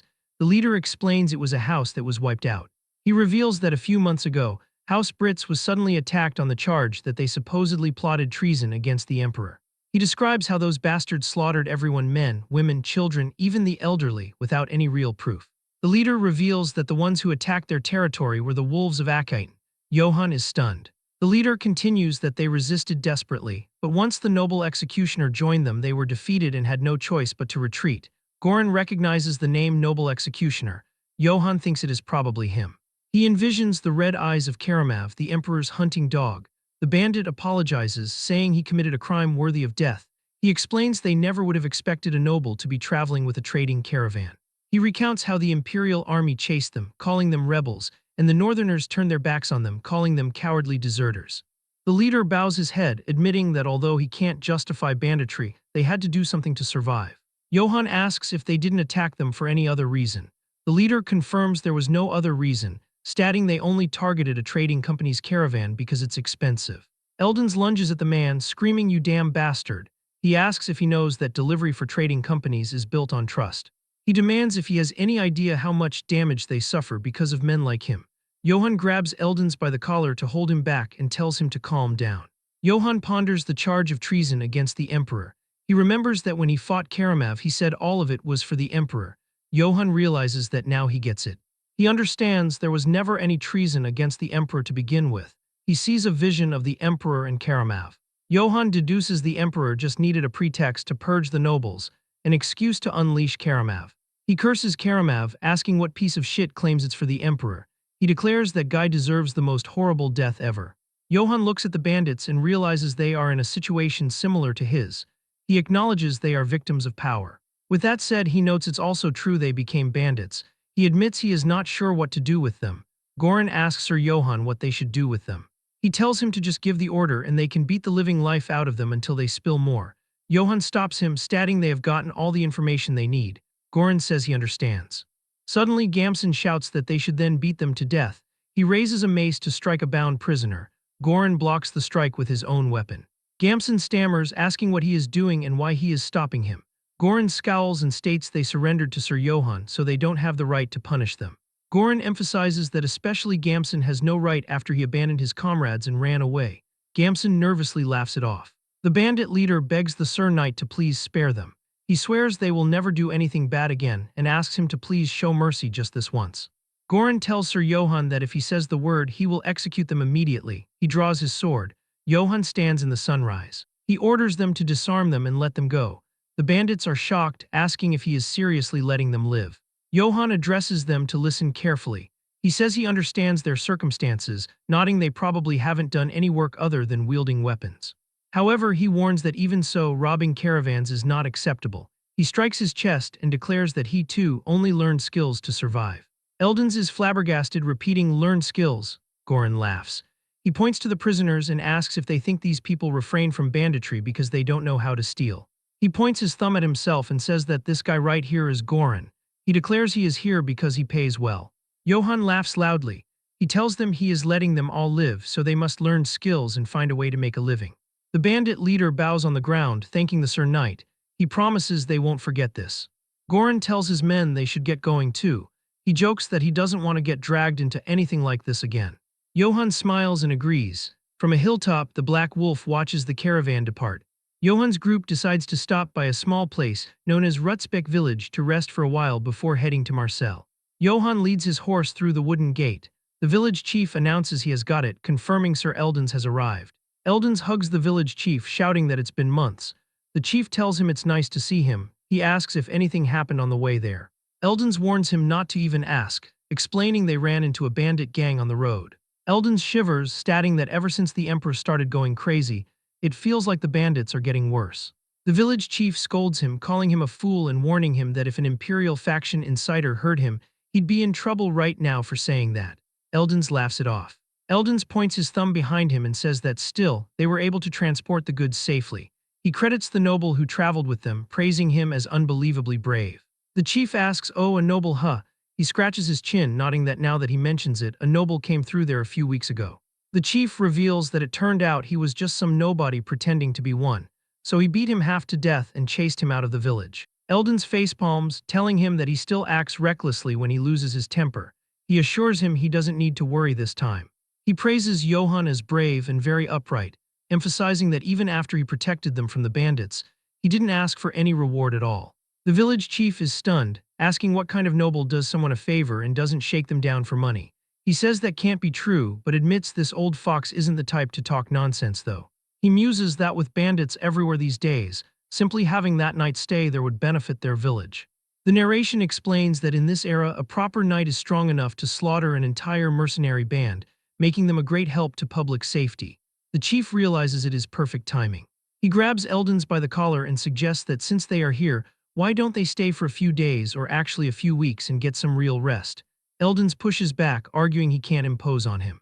Eldons thinks that though they have the kind of relationship where we shamelessly haggle each other down in broad daylight, this wrinkly baldy is trying to snatch his companion away.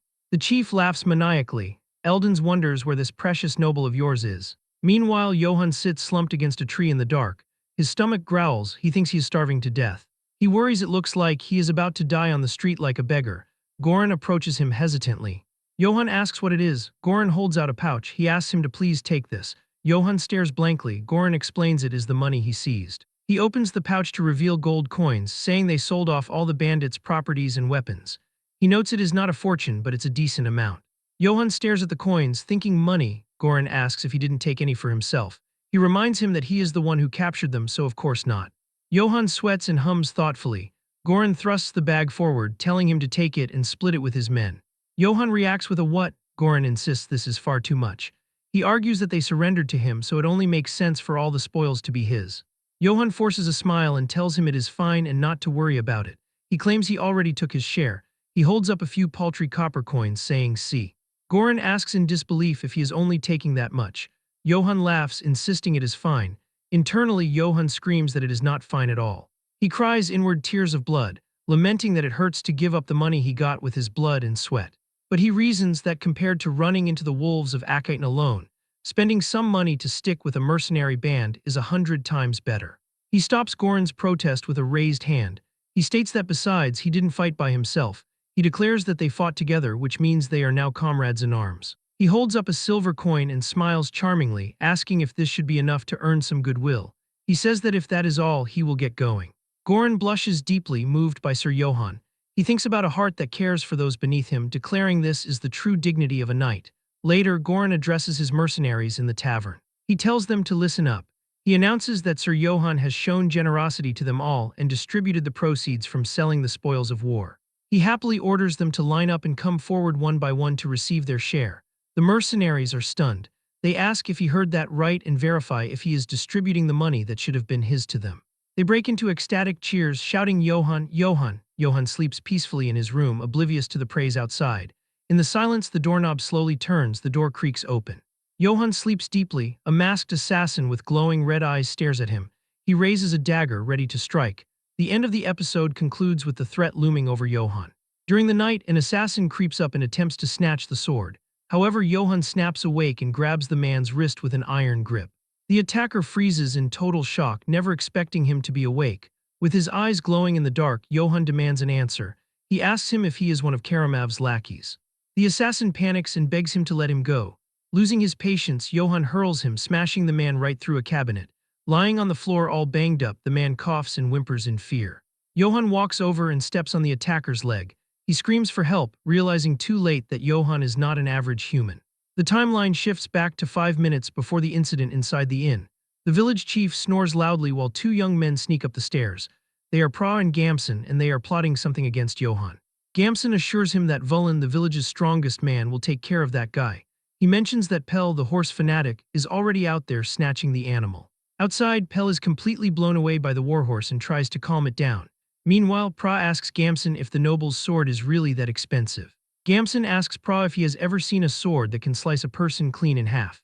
He claims he saw that weapon split an armed soldier in two and declares that the knight is nothing without his sword.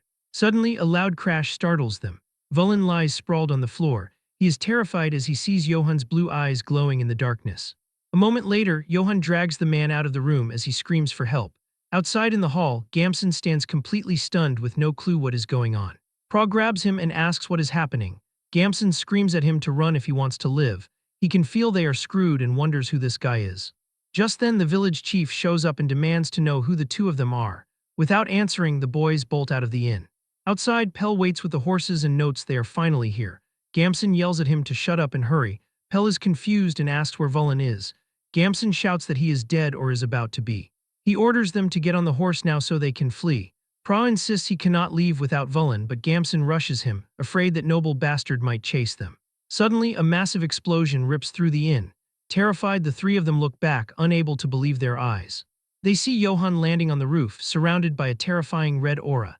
With his eyes glowing, he glares at them with pure fury. On the grim southern outskirts, a hammer strikes a wooden stake with force. Two soldiers finish driving the sign in and confirm that it is solid. The notice warns that by the edict of the Emperor of the Holy Empire, Cardirian Bizelferk, these people are punished for stealing a noble's property. One guard asks what they stole to end up getting hanged. The other reveals they stole just one chicken and 3 eggs from Baron Dvorzub's territory. The first soldier is appalled, asking if they all ended up like this just for something like that. Meanwhile, under the moonlight, Eldon sits in a tavern having a quiet drink. A man reports a problem to Sir Eldon's. He explains that Gamson from the mercenary band got caught trying to steal Sir Johann Yates's belongings. Eldon spits out his tea in pure shock. He curses, thinking this is troublesome since he hoped to sweet-talk Sir Johann into traveling with them to Marseille. He forces himself to calm down, thinking that he has experienced a lot to get where he is and will get through this crisis too. He resolves that he, Eldons, won't die over something like this. He orders the man to capture Gamson immediately and for the rest of them to act as if they have nothing to do with it. The messenger agrees. Eldons tells himself he needs to deal with that noble just in case. Under the moon, a village meeting takes place inside a house. A villager rushes in shouting that this is bad. He reports that those troublemakers got caught trying to steal the noble's belongings.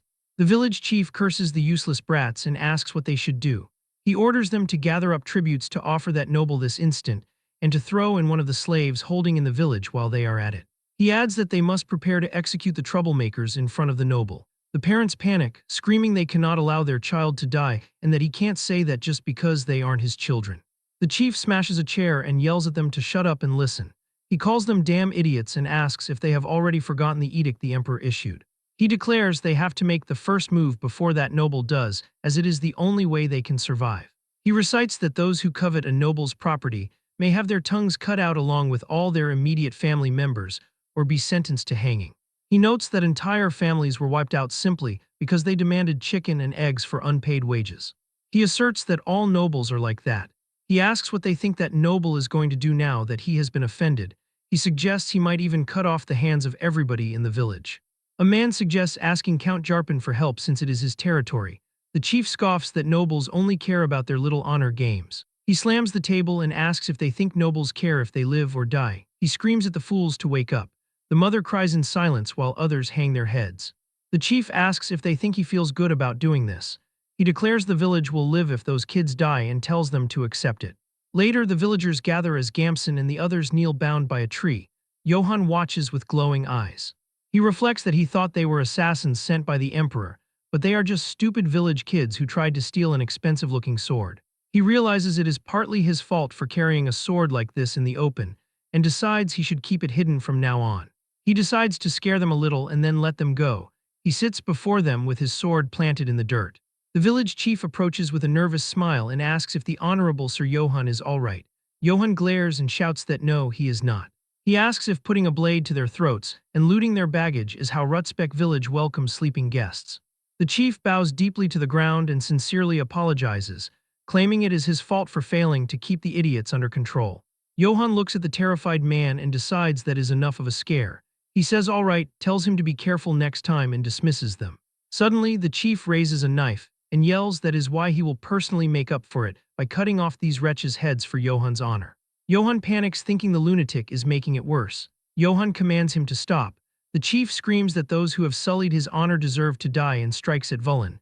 Vulin begs for his life. The blow falls, but a shockwave blasts out as Johann blocks the knife with his bare hand. Johann asks with glowing red eyes if he did not hear him tell him to stop. The chief looks up in terror. Johann stands against the moon and asks if everyone has lost their minds. He asks if they are going to kill people over such a trivial reason. He yells that if they want them to pay for their crimes, make them pay with money. The crowd is silent. Johann realizes it was too obvious. He clears his throat. He shouts asking how honor can possibly be more precious than human life. He commands them to untie them at once and scram. He throws the knife down. The chief falls to his knees crying that he cannot believe he made such an honorable decision. Parents embrace their children, sobbing in relief. The chief admits he cannot believe such a noble actually exists, and mentally apologizes to Eldons for doubting the truth. Gamson apologizes to Johann, admitting he failed to realize how honorable he was and fell victim to a ruse. An elder tells the brats to consider themselves lucky they did not die horribly. Can walks up to Gamson. Gamson spits out a stick and demands he hurry up and untie him already. Gamson curses inwardly, thinking he never should have joined this unlucky mercenary band. Can grabs his head. He tells him to relax his body because that will make it easier for him. Gamson panics, asking what he is talking about. Suddenly, blood splatters across the darkness. Johann hears the sound and turns around in confusion, letting out a puzzled sound. Suddenly, Gamson's life is brutally taken by the mercenary Can in front of everyone. His eyes widen in despair in his final moment of life, and then the young man falls lifelessly to the ground in a terrible scene. Can holds his bloody dagger after doing the dirty work. Johann is in shock and yells, asking what the hell he thinks he is doing. Can answers with a serious look that he has executed the one who coveted a noble's wealth. Furious, Johann shouts that he is sure he said he wouldn't have to see their blood. Goran and Eldons are frightened by Johann's furious reaction. Can turns to Johann and says that even mercenaries have honor and lives they must uphold. He explains that Gamson's cowardly actions trampled on both the honor and lives of the mercenary group. Calmly, the mercenary begins to clean his battle sword. Johann watches it all, still very serious about what just happened.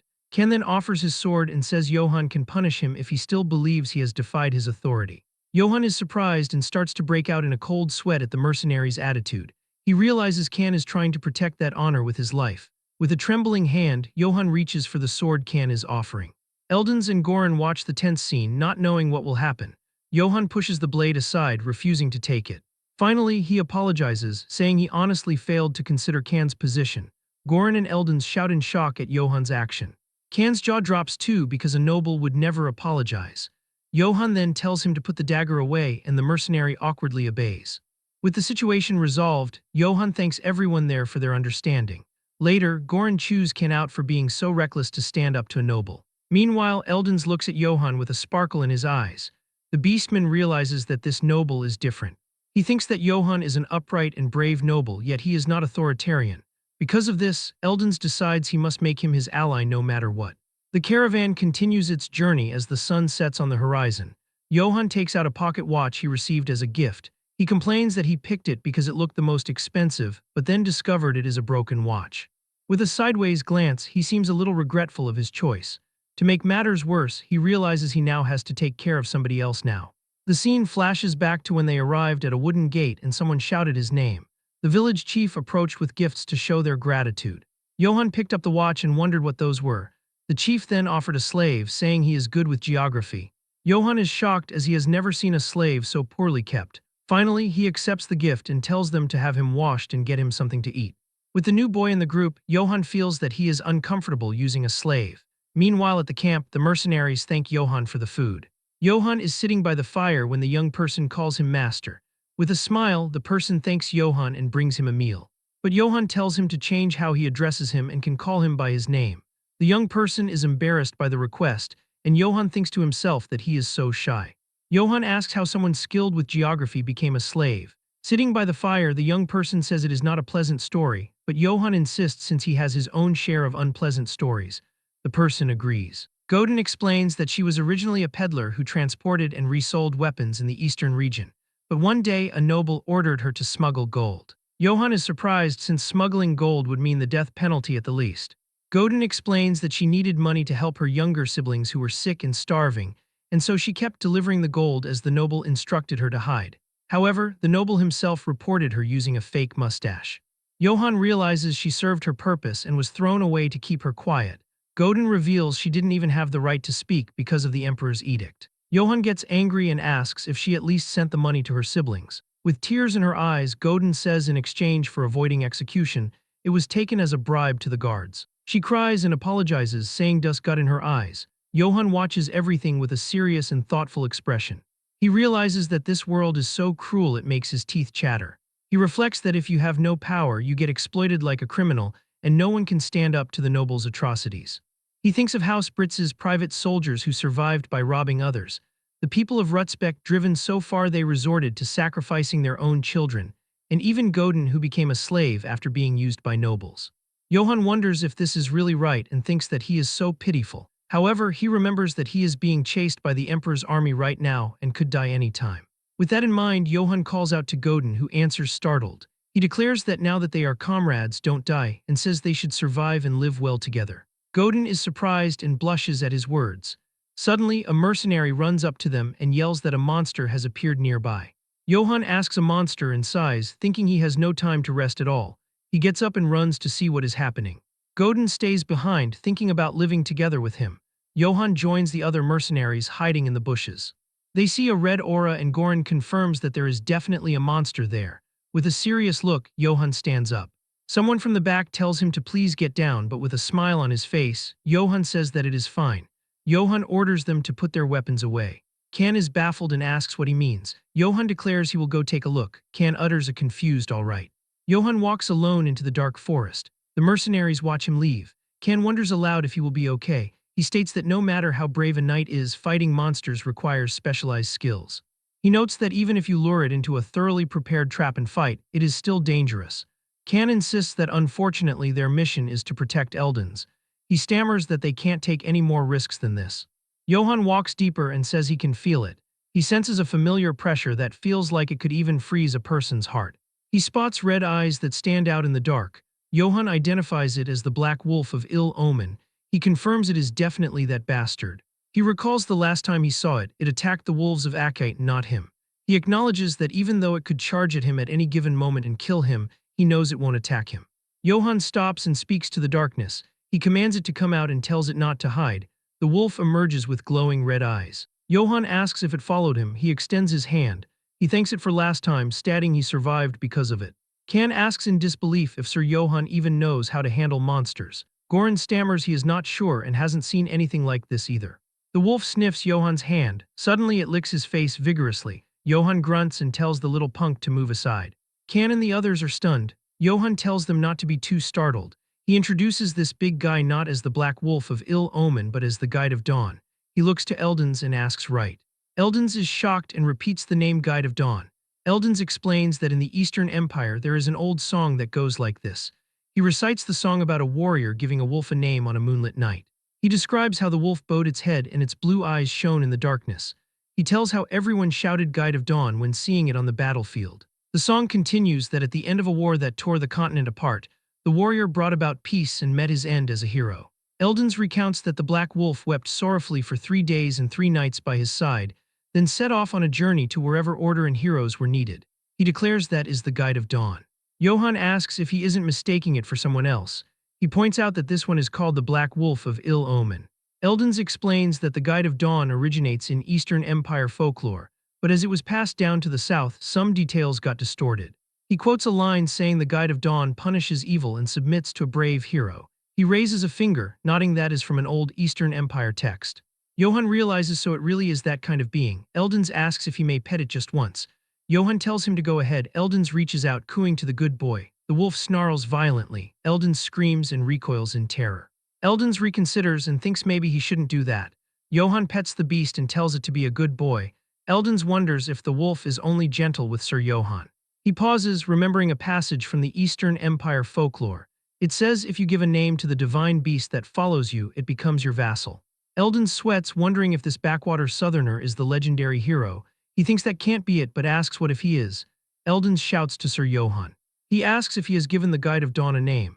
Johann smiles and says no, not yet. He admits he honestly never got the chance. Eldens enthusiastically suggests naming it now. Johann asks if that is so, nodding that if the legend is true, something incredible will happen. Johann ponders what he should name him. He suggests Katana. Eldens stays silent. Johann pauses. He remembers the last time he saw the wolf was when he buried that bastard Karamav. Johann decides. He declares that in that case he will name him Karamav. He yells the name Karamav. Eldens screams a confused Naya and notes that name is familiar. Red energy erupts from the wolf. Johann watches as the energy shifts to blue light. The wolf howls as it transforms. The light clears, revealing the wolf engulfed in blue flames. The narrative identifies it as Guide of Dawn Karamav. The beast bows its paw to Johann. Johann pets the wolf's head and says he'll be counting on him, Karamav. Johann tells Eldens he was right, calling it astonishing. Eldens lies prostrate on the ground. Johann asks what he is doing. Eldens stammers that everything is exactly as it was in the folklore. He exclaims it is his first time seeing a scene from a myth with his own eyes. Eldens declares he has respected him since the moment he first saw him.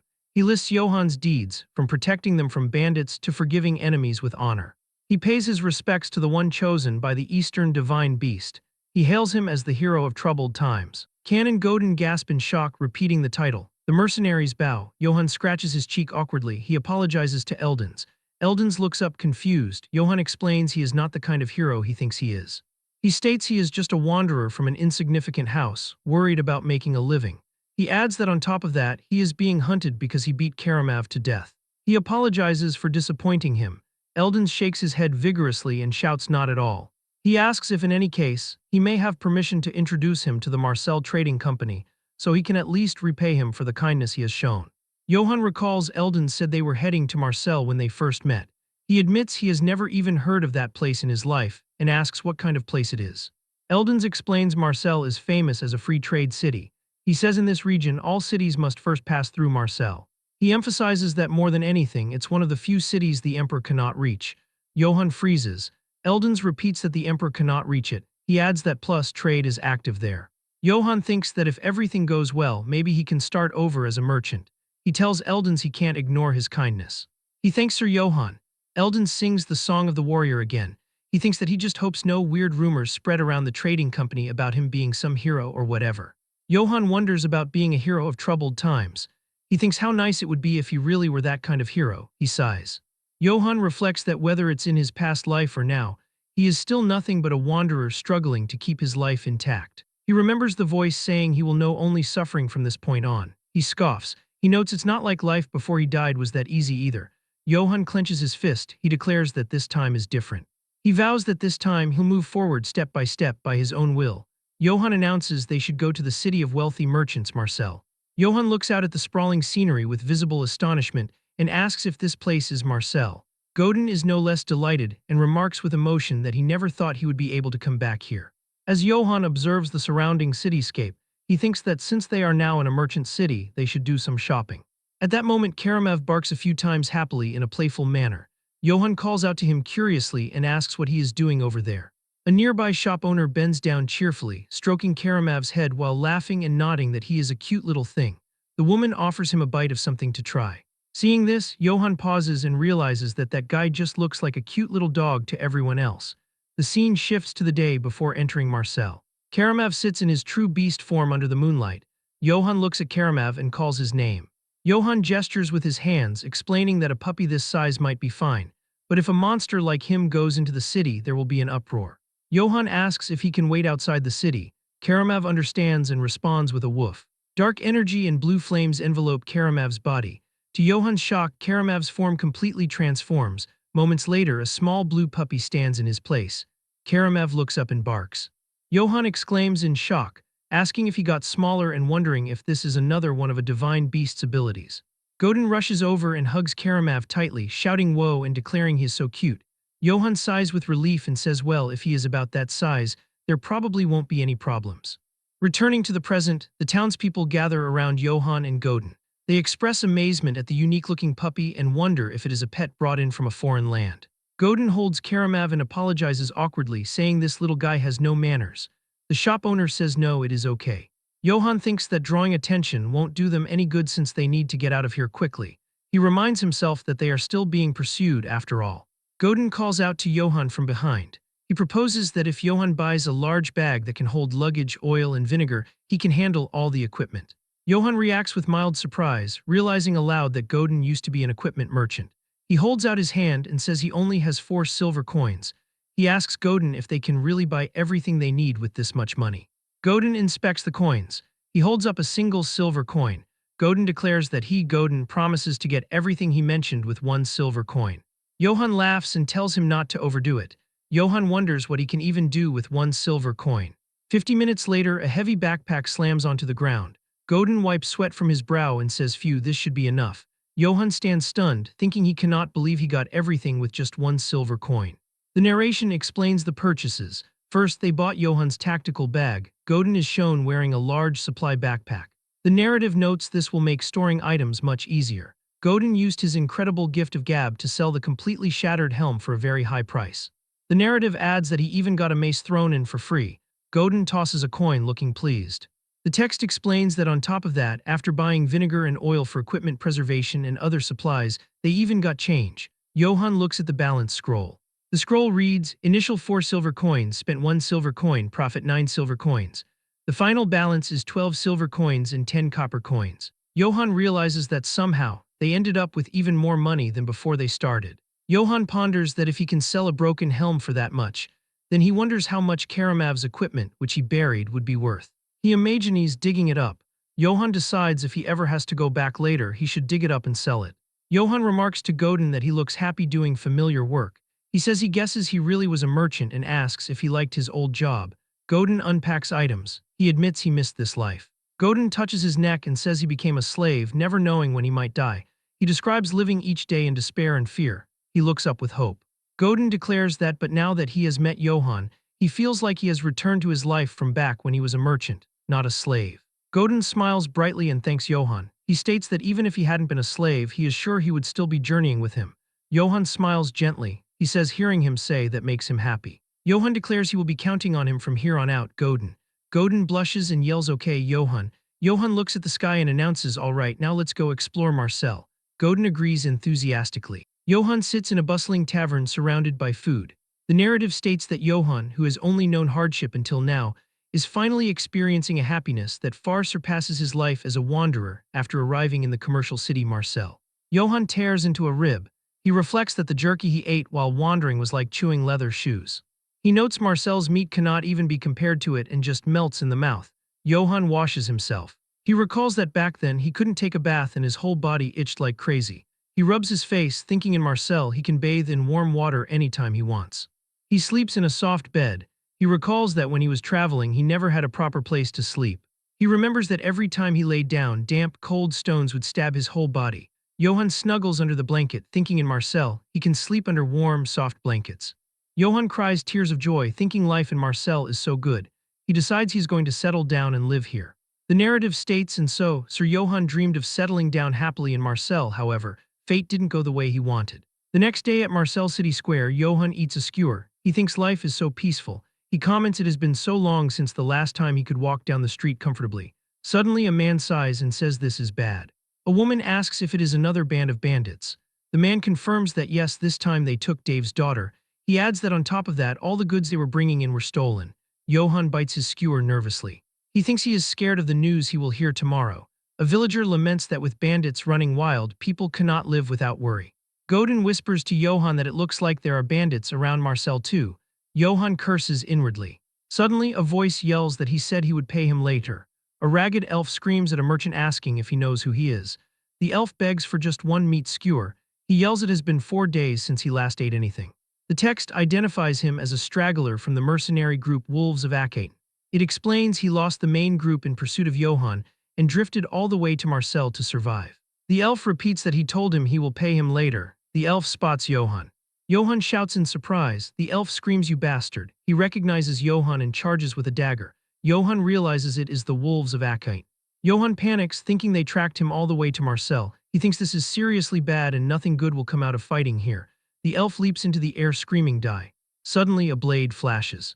The elf's head is severed midair. The head flies, bystanders scream. The headless body collapses. Johann asks what the hell. A man on horseback appears. He says he thought he was a bandit but asks if he was a mere robber. He complains that with the current security being terrible, all kinds of people are crawling out. The writer asks, "You there, wanderer?" He asks if he is hurt anywhere. Godin answers, "Oh no, thank you." Johann stands silent. The writer smiles and tells them, "Good, always watch yourself." He yells, "Giddy up." The horse gallops away. The writer shouts to the citizens of Marcel. Soldiers march behind him. He identifies himself as captain of the Oak Tree Mercenaries, Bradel. Bradel declares, "Do not worry." He assures them that the 500-strong Oak Tree Mercenaries will wipe out the band of bandits and make Marcel safe again. Godin stares in awe, saying amazing and that he cannot believe he is seeing them in person. Johann asks if they are famous. Godin confirms yes, the Oak Tree Mercenaries. He explains he heard they are one of the top mercenary groups in the Empire. He adds that he guesses there really are bandits going around Marcel and they must have been hired to wipe them out. Johann looks grim. Johann realizes if that man didn't help him, he might have been exposed. He thinks, and if that happened, there is no way he could have stayed in Marcel any longer, with the Empire hunting him down and all. He recalls the prophecy that he will know only suffering from this point on. Johann clenches his fist and tells himself to get a grip, reminding himself he is still a fugitive. He decides the only way he can survive is by building a good relationship with the Katana Trading Company. He envisions Eldon's giving a thumbs up. He notes even the Emperor can't recklessly mess with a trading company. He thinks fortunately, Eldon's thinks highly of him, so he got a chance to interact with the Marcel Trading Company. But he worries what if his identity is revealed before that. He asks if they would still step forward and protect him if they learn that the Empire is after him. He envisions Eldon's holding a sign saying absolutely not. Johann concludes if he is exposed before he builds a good relationship with Katana, he will, without a doubt, die. He strikes his palm and states his goal is clear. He needs to go to the Katana Trading Company and get protection from the Empire. Johann resolves that so until he gains the company's trust, his identity must never be revealed. A voice says, "Excuse me." Johann turns. A woman with cat ears asks if he is Sir Johann. She bows before a green banner. She introduces herself as an exclusive maid of the Katana Trading Company. She says her name is Ibelka. Ibelka states she heard of his exploits from Eldon's and is greatly impressed. Johann looks wary. Ibelka says they would like to form a close bond with him and his house. She smiles and asks if he is not busy, could he please come with her to the Katana Trading Company. The Katana Trading Company Marcel branch stands imposingly against a clear blue sky. Outside the entrance, Godin crouches down next to the blue puppy. He commands Karamev to give him a paw. Karamev growls and chomps down hard on Godin's hand. Godin yelps in pain, telling the dog to stop biting him. Inside the branch, Johann sits alone on a plush red sofa. He waits in silence. Johann thinks that he finally made it to the company. He reflects that this place could be his chance to change his life. He thinks he just has to hope the talks go well. A voice from behind asks if he is Sir Johann, correct. The voice adds she heard about him from Eldon's. A pink-haired catfolk woman bows politely, looking up with a small smile. She introduces herself, stating allow her to formally introduce herself. She says her name is Ayan and she is the branch manager of the Katana Trading Company's Marcel branch. Johann stands up abruptly with a start. He introduces himself as Johann of House Yates. He says it is a pleasure to meet her. Ayan smiles, saying likewise, Sir Johann. She gestures to the seating area, suggesting they talk over a cup of tea. Johann agrees, saying sounds good, let's do that. Later, steam curls from a teacup. Johann stares at the black liquid. He thinks that this is coffee, though. He holds the cup and politely thanks her for the drink. He remarks that the aroma is wonderful, asking if this tea is made by roasting fruit seeds and brewing them. Ayan beams, confirming that is correct. She notes he is quite perceptive. She states it is rare to find someone who recognizes it. Ayan's expression turns serious. She asks if now they shall get down to business. She leans forward with a sharp gaze. She states they can guess why he has come here. Johann spits his coffee out in shock. He coughs, wiping his mouth. He sweats nervously, wondering if they found out he is being hunted by the Emperor. Ayan points a finger at him. She declares it is because he harbors ambition in his heart. Johann stares blankly and utters a confused huh. Ayan explains she heard from Eldon's. She recounts that according to him, Johann protected the innocent and showed mercy to enemies who surrendered. A visual of the blue-lit battlefield appears. Ayan continues that seeing a man like him has come to Marseille where bandits run rampant. She was able to discern his ambition to save the city with his own hands. Johann covers his face with his hand. He thinks he doesn't know what she's talking about, but he should play along for now. He lowers his hand and says seriously that he sees, admitting she has seen through his true intent. Ayan smiles broadly. She states ambition isn't a bad thing. She whispers that on the contrary, it is a virtue of those who are worthy. She leans in close, revealing that their company loves to sponsor the ambitions of those who are worthy. Johann realizes here it is an opportunity for a deal. Ayan adds that if he wishes, they can even introduce him to Marcel's governor. Johann blushes with excitement, realizing she means the governor. He thinks the governor is basically on the same level as the mayor. He realizes he can get the company and the mayor on his side. He imagines the emperor looming in the darkness. Johann thinks that if everything goes well, even if that old emperor himself shows up, he won't be able to do anything to him. He resolves he has to accept this no matter what. Johann laughs and thanks her for the offer. He asks if she could tell him exactly what sponsorship from the Katana Trading Company entails. Ayan smiles, gesturing to a backdrop of gold, food, and buildings. She explains that sponsorship means every service their company provides. She lists restaurants, inns, and even entertainment. She holds up a wine bottle, declaring he may enjoy anything he wishes under the name of Katana. She raises a sharp finger. She states, however, there is one condition. She tells him he must promise one thing. She says he must promise to fight under the company's banner whenever they require his aid. Johann looks serious. He interprets this as meaning she wants him to deal with the bandits threatening the city. Ayan says no. She informs him the oak tree mercenaries have already departed for that. Johann looks confused, asking about something else. Ayan explains that recently, the number of shop districts holding a grudge against the Katana Trading Company has been increasing. Two angry merchants are shown shouting accusations about monopolizing the market. Ayan touches her chest, explaining the louder their complaints, the harder it gets for them to handle. Her eyes glow ominously in the shadow. She states she would like him to remove the members of those disgruntled shop districts. She adds chillingly, preferably their children as well. She smiles sweetly with slit eyes. She declares that is their only condition. She asks, so how about it, Sir Johann? Johann sits in silence, looking down. The sun sets over the Katana Cathedral. Johann walks out of the gate. Godin stands up with his backpack and Karamav, cheerfully saying, Johann, you're back. Godin asks how it went. Johann stands silently in the shadows. Godin asks Johann's name hesitantly. Suddenly, Johann grins widely. He shouts Godin's name enthusiastically. He yells that they should let's go suck on some honey. Godin stammers, asking what. He repeats go suck on honey, looking confused. The scene shifts to 1 hour earlier in the office. Johann says he refuses. He frowns, stating that in a city as large as Marseille, it is only natural for complaints to arise if you monopolize distribution. He looks at Ayan with intensity. He states that yet instead of resolving the matter through discussion, she wants him to kill them. He emphasizes their children too at that. Johann's eyes glow blue with determination. He declares he can't kill innocent people for that reason. He says firmly he refuses to do it. He turns away, saying let's pretend this deal never happened. Ayan smiles from the shadows. She tells him he passes Sir Johann. Johann stops and asks pardon. Ayan stands and curtsies gracefully. She reveals they were testing whether he was suitable to receive their company's sponsorship.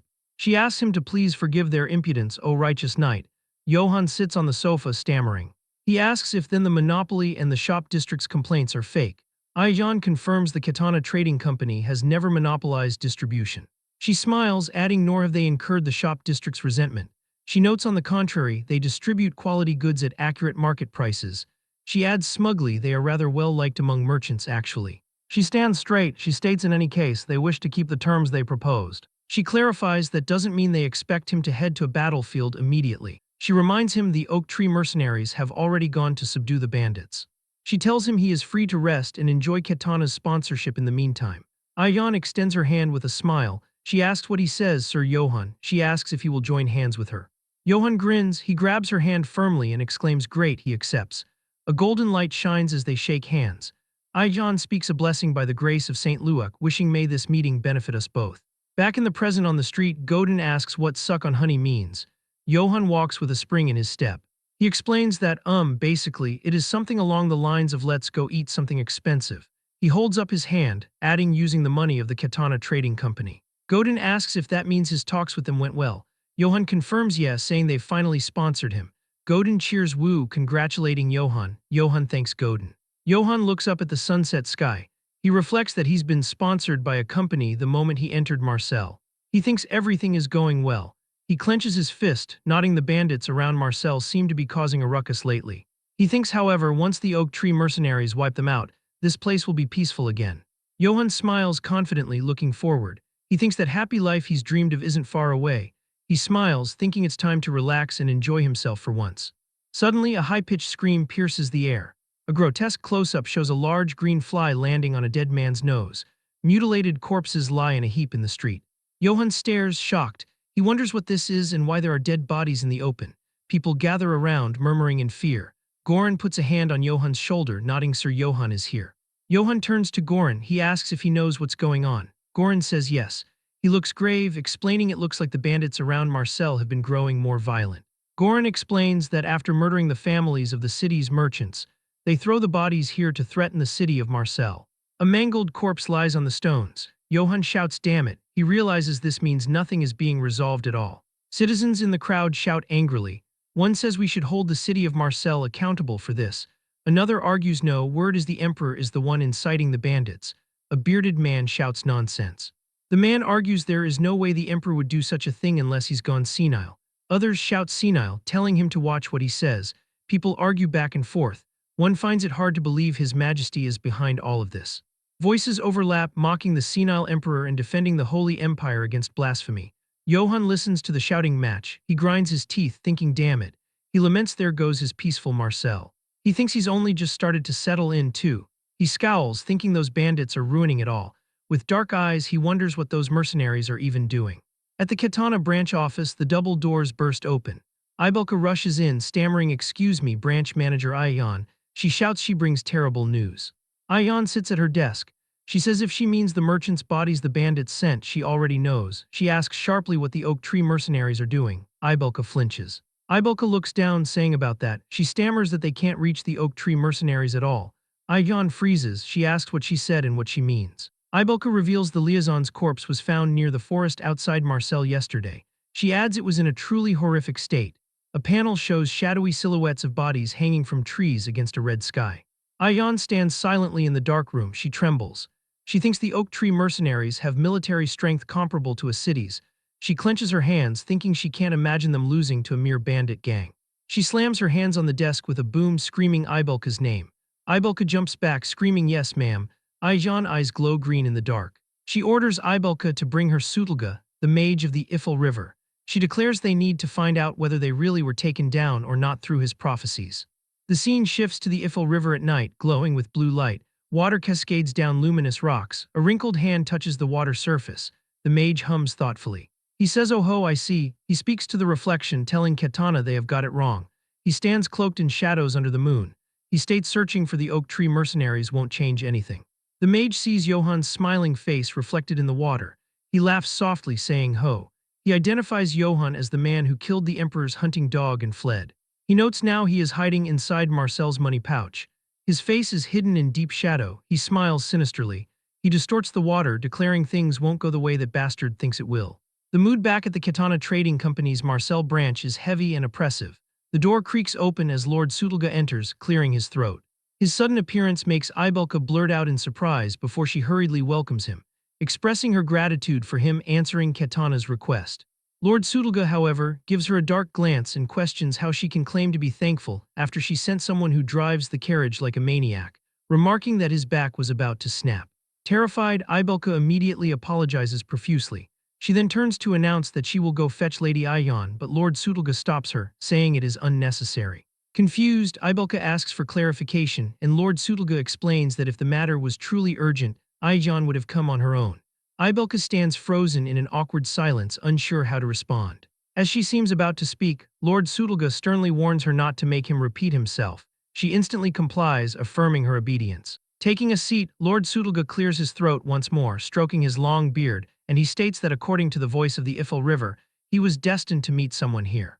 At the same time, outside the building, Johann looks up in excitement at the Marcel branch of the Katana Trading Company before him.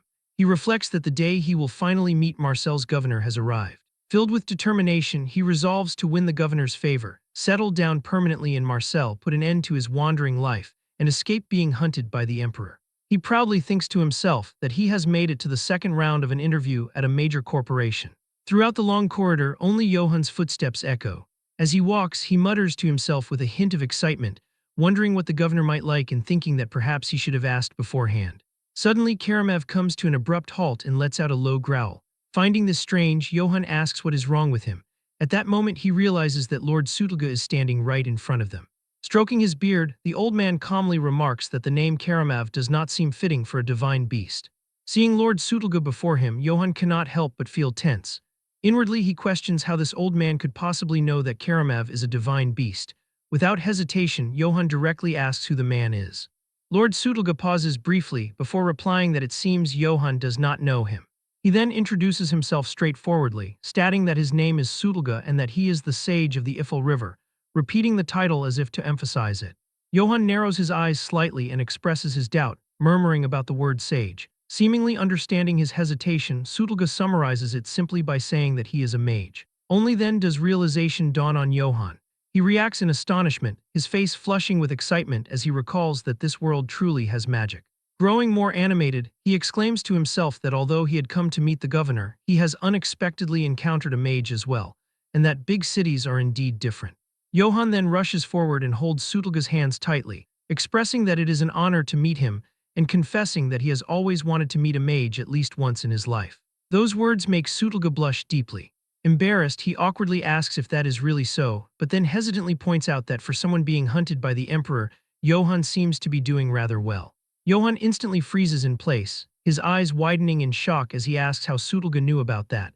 Calmly stroking his long beard, Sutelga explains that it was through magic, specifically through the mystery of the Ifel River. He states that through the river he is able to see both the past and the future. At that point, Johann can no longer remain cheerful. With a serious expression, he asks whether Sutelga intends to report him to the Emperor. Looking straight at Johann, Sutelga calmly asks why he would do such a thing. Johann is deeply shaken by this response, his eyes filled with confusion. Turning slightly, Sutelga explains that Johann should consider who he truly is. He describes himself as one who knows the secrets of the Ifel River, a seeker of mysteries within the laws of nature, and declares that he has no interest whatsoever in the petty political struggles of the secular world. He firmly states that only the voice of the Ifel River moves him. Johann begins to feel curious about that place and silently repeats the name of the Ifel River in his mind. Sutelga glances at him and continues, adding that if he had intended to report Johann, he would have done so quietly and questioned why he would openly mention it right in front of him otherwise.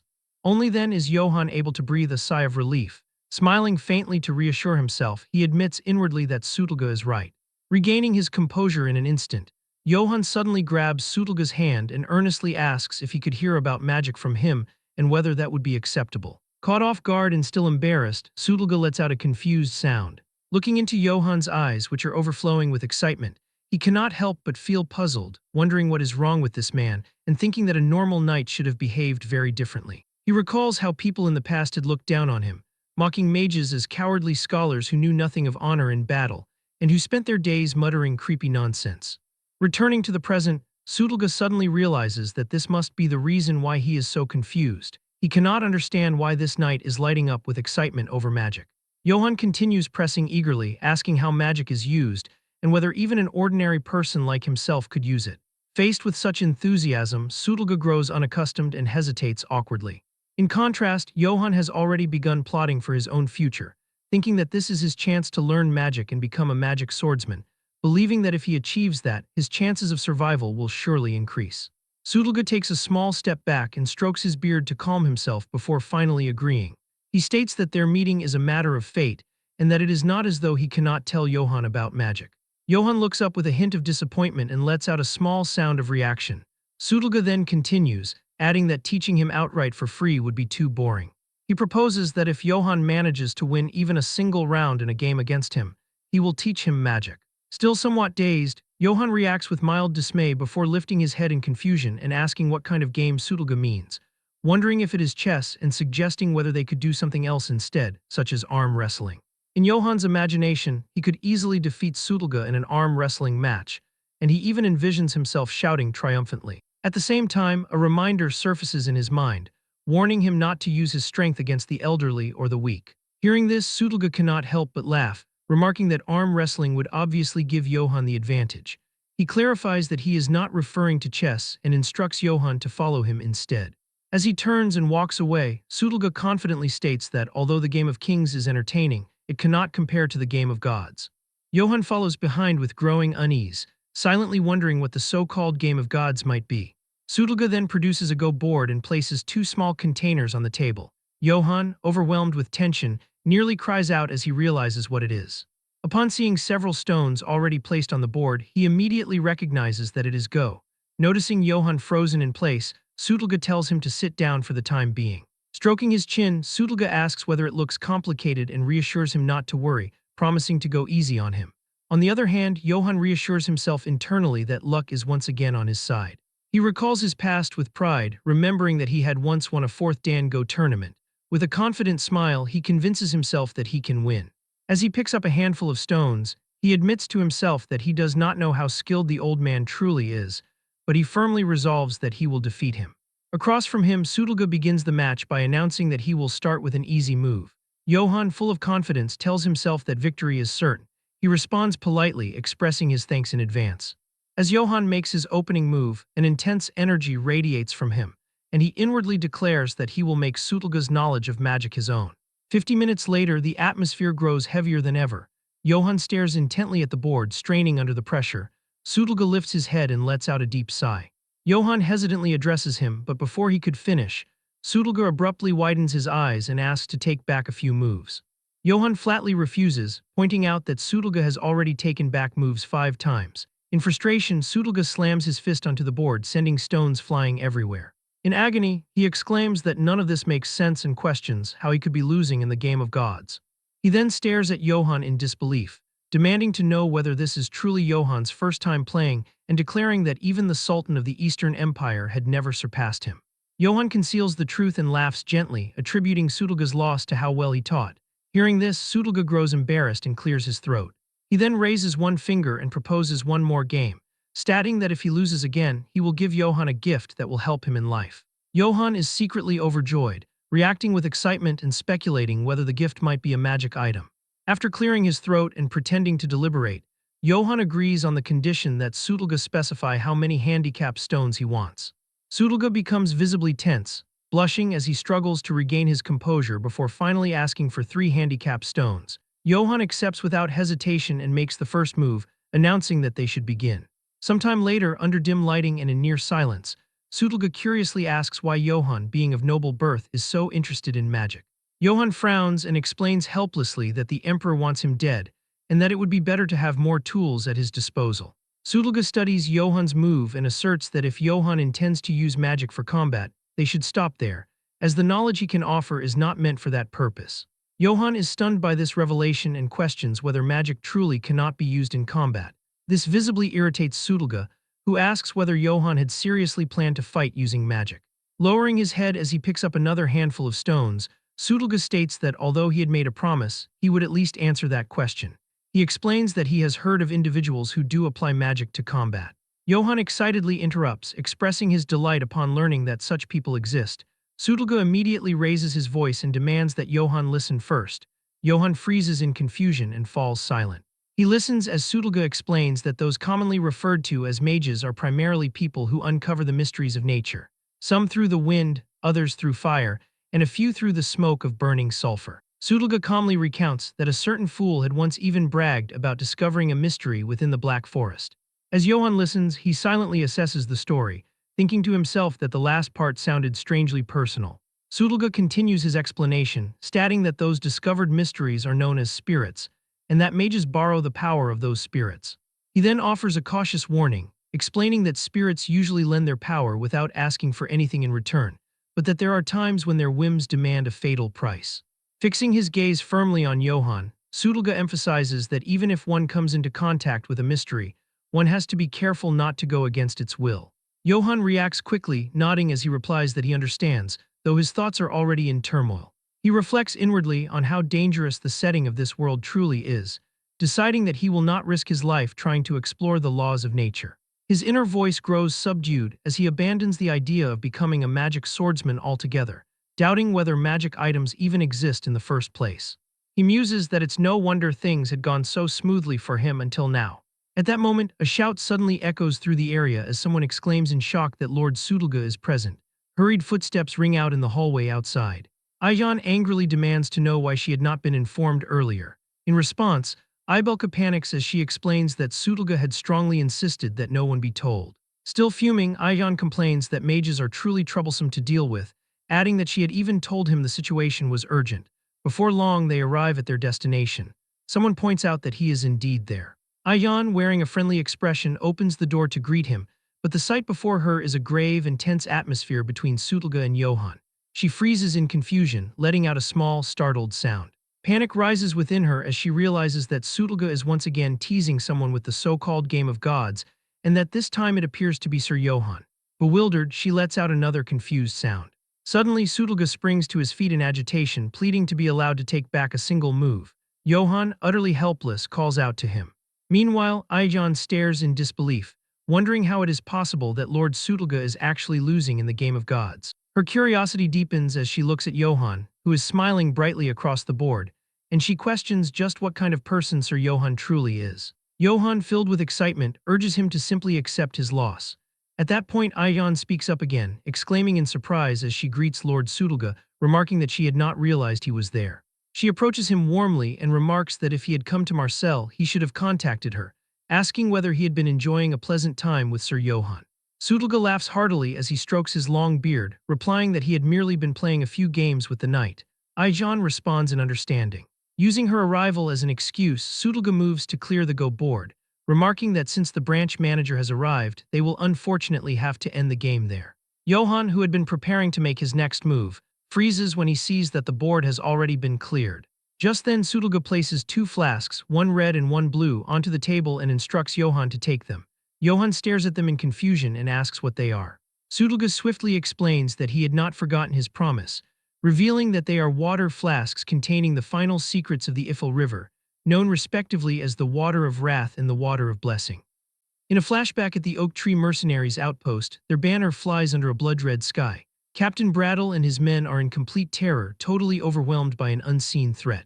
From the shadows of the forest, a pair of menacing red eyes emerges, fixated on the doomed mercenaries. The attacker is revealed to be a mysterious woman in dark clothes, and her face is obscured by shadow except for a terrifying, glowing red smile. Brattle screams in horror, realizing this terrifying entity is no mere bandit. The reflection in his eye captures the crimson glow of his approaching doom. The flashback ends with a final, blood-curdling scream echoing through the night as the mercenaries are slaughtered. Back in the present, the scene shifts to the Katana Trading Company's Grand Branch in the city of Marcel.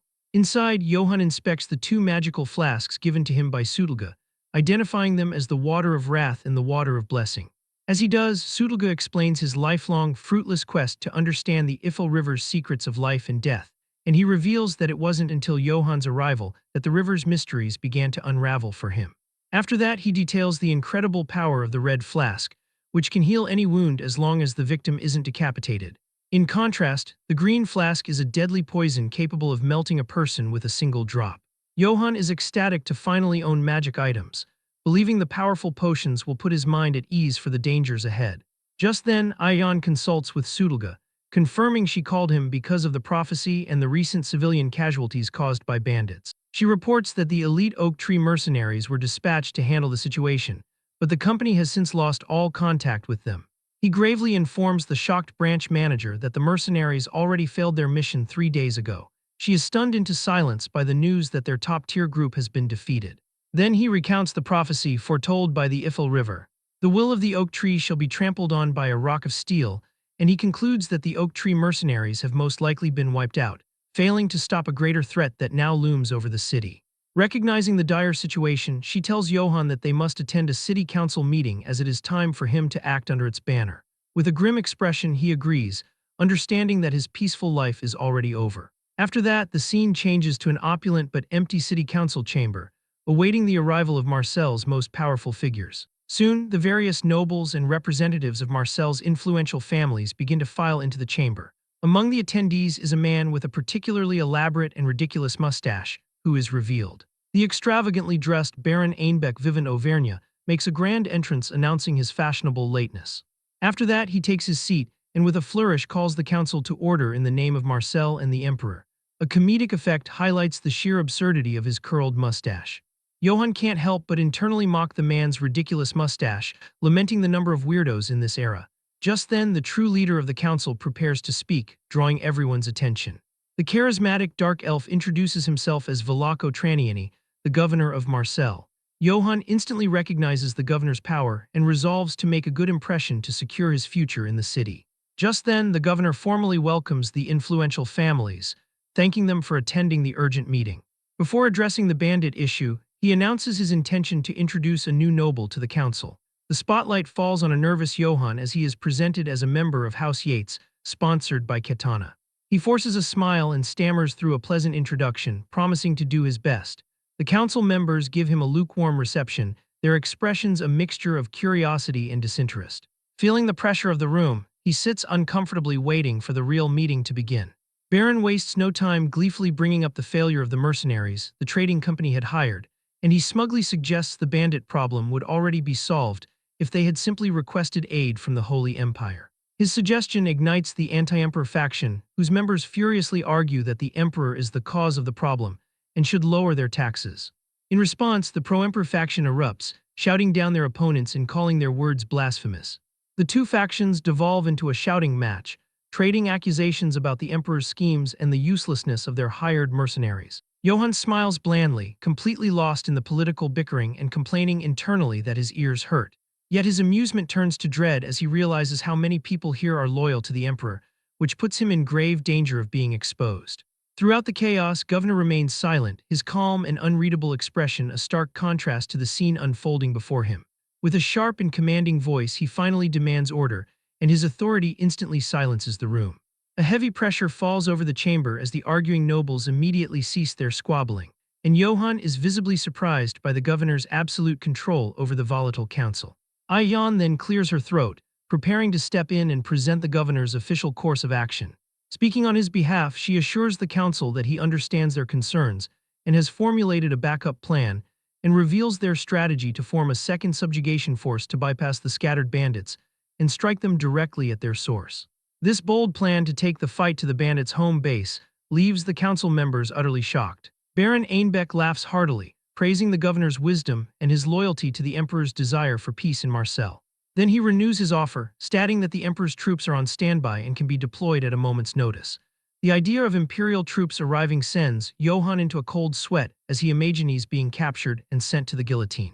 Governor politely acknowledges the baron's generous contributions and his offer of assistance. However, with a charming smile, he firmly but respectfully declines the emperor's military aid, and he cleverly cites the emperor's ongoing struggles with a rebellion in the north, claiming he wishes to lighten his majesty's burden. Instead, he declares that Marseille will handle the threat themselves by organizing a new mercenary force that will include Sir Johann, and Baron gracefully accepts the decision. Wryly hopping the emperor will recognize the governor's display of loyalty. Johann breathes a quiet sigh of relief, thankful that the immediate threat of imperial soldiers has been averted. Still, he observes the friendly exchange between the governor and the pro-emperor baron, questioning if he is truly safe. Then he remembers what Eldon said, that the emperor couldn't touch Marseille. Yet here, everything is the opposite. As the council meeting concludes, the members are invited to a post-meeting gathering. While others begin to leave, Baron remains seated, watching the proceedings with a thoughtful expression. Just as a startled Johann stands to leave, Governor calls out, asking for a private word. He approaches with a wide, friendly smile that does little to ease Johann's tension. His mind races as he prepares to flee, convinced that if the governor is pro-emperor, this meeting is a trap. He curses his terrible luck, fearing his brief respite is over and that he's about to become a fugitive once more. Just then, Governor cheerfully invites him to his office and Baron watches them go, his expression shifting from flamboyance to cold calculation. After entering his lavishly decorated office, the governor cordially invites him to take a seat. Once they are settled, he begins a subtle interrogation, casually asking him to remind him of his house name, to which Johann awkwardly maintains his cover story, stating he is Johann Yates of House Yates. Velako's eyes widen in feigned recognition, exclaiming that he knows of House Yates. To Johann's utter shock, he correctly identifies the fictional house as a real family famous for its liquor, revealing that his bluff was coincidentally true. Proving his point, he produces a bottle of what he claims is the Yates family's signature date palm-infused liquor. Then he picks up the one from the two ornate crystal glasses on the table. And with a warm smile, he offers a glass to Johann, kindly suggesting it might cure some of his homesickness. Trapped, he has no choice but to accept the drink and play along, thanking the governor. As he pours, the governor subtly watches his every move, gauging his reaction. But he fakes a nostalgic laugh after taking a sip, all while admitting to himself he'd never even heard of the drink before. The governor shares a laugh, pleased that the young man is seemingly enjoying the taste of his supposed home. With the trap set, Velaco's demeanor shifts slightly as he casually asks if House Yates has been doing well. His tone turns grave as he mentions the tragedy of the Emperor's recent purge in the north. The words trigger a painful memory for Johann, who recalls the night his own home was set ablaze. He continues his probing, noting that many survivors of the purge are now scattered across the land as bandits. Then he mentions that among the purged families, one specific individual is wanted for treason, causing him to tense up. With his eyes turning a dangerous red, he drops the charade and reveals the wanted man's family name, House Yates. Johann attempts one last bluff, feigning ignorance and claiming he's never heard the name before. A close-up on Velaco's crimson eye shows he sees right through the lie, but he lets out a hearty laugh, dismissing his intense line of questioning as mere small talk, and Johann forces a nervous laugh in return, desperately trying to de-escalate the increasingly dangerous situation. Velaco stands and with a smile tells him there's one more thing he should know. Just then he reveals the final piece of his trap. The drink wasn't the famed Yates liquor at all, but just cheap local whiskey. The truth dawns on Johann, whose face contorts in shock as he realizes his cover has been completely blown. Dropping all pretense of friendliness, his expression turns deadly serious as he demands they stop the pointless wordplay and confronts him with his true identity, Johann Yates. With his true identity exposed, Johann is left completely floored. Velaco turns his back, making a surprising promise that he will not hand him over to the Emperor. He immediately follows this with a menacing condition, however, adding, or maybe he will, which leaves Johann trapped in uncertainty. Tense, Johann demands to know what the governor means by his cryptic threat. In response, Velaco calmly explains his decisions are driven by one thing only, the benefit of Marcel. He elaborates on the city's delicate political balance, which exists between the pro- and anti-emperor factions. He then adds his intention to use this balance for the city's protection and clarifies that the most urgent task at hand is the bandit gang. Following this, he lays out his terms. In order to earn merit and prove his value to Marcel, Johann must wipe out the bandits. Velaco then threatens him, stating that failure will result in being sent straight into the Emperor's arms. Completely overwhelmed, Johann collapses against a wall. He laments that his plans for a peaceful life are now in shambles and that Marcel, which was supposed to be his sanctuary, has become just another shackle now that Velaco knows his secret. He is haunted by memories of the bloody conflicts he has already endured and realizes he cannot simply run away. With a renewed sense of determination, he decides he will play the governor's game, vowing to win his favor so he can finally settle down. Just then, Godin excitedly points toward the massive subjugation force that has been assembled. Johann gazes at the impressive army, finding himself wondering if this is the force Velaco gathered specifically for him. From the city walls, they watch together as the second bandit subjugation force approaches. Godin then begins to identify the formidable groups present, pointing out the dwarven red iron mercenaries and the holy knights from two different monasteries. He expresses his awe that such famous big shots are gathered, which prompts Johann to ask about their reputation. Godin explains that the St. Galanto Monastery is an all-male order of holy knights renowned for its alchemy. He adds that, in contrast, the St. Iena Monastery consists of female holy knights who are said to be powerful enough to hunt trolls. After that, he describes the red iron mercenaries as masters of siege warfare, loyal dwarven warriors who uphold both honor and loyalty while possessing an open-minded outlook. He then points out the arrival of yet another group, Count Bardoc's elven knights, who are famous for their skill and bravery. Johann makes a dry comment that elves are typically rude as hell, which makes his companion flinch at the bluntness. Following a quick apology, he decides it is time to meet the people he will be fighting alongside. Down below, the boisterous Captain Kummel of the Red Iron Mercenaries gives an enthusiastic greeting to Lady Aijan, who in turn formally introduces Johann as the knight representing the Katana Trading Company in the battle to come. Johann then says he will be in their care.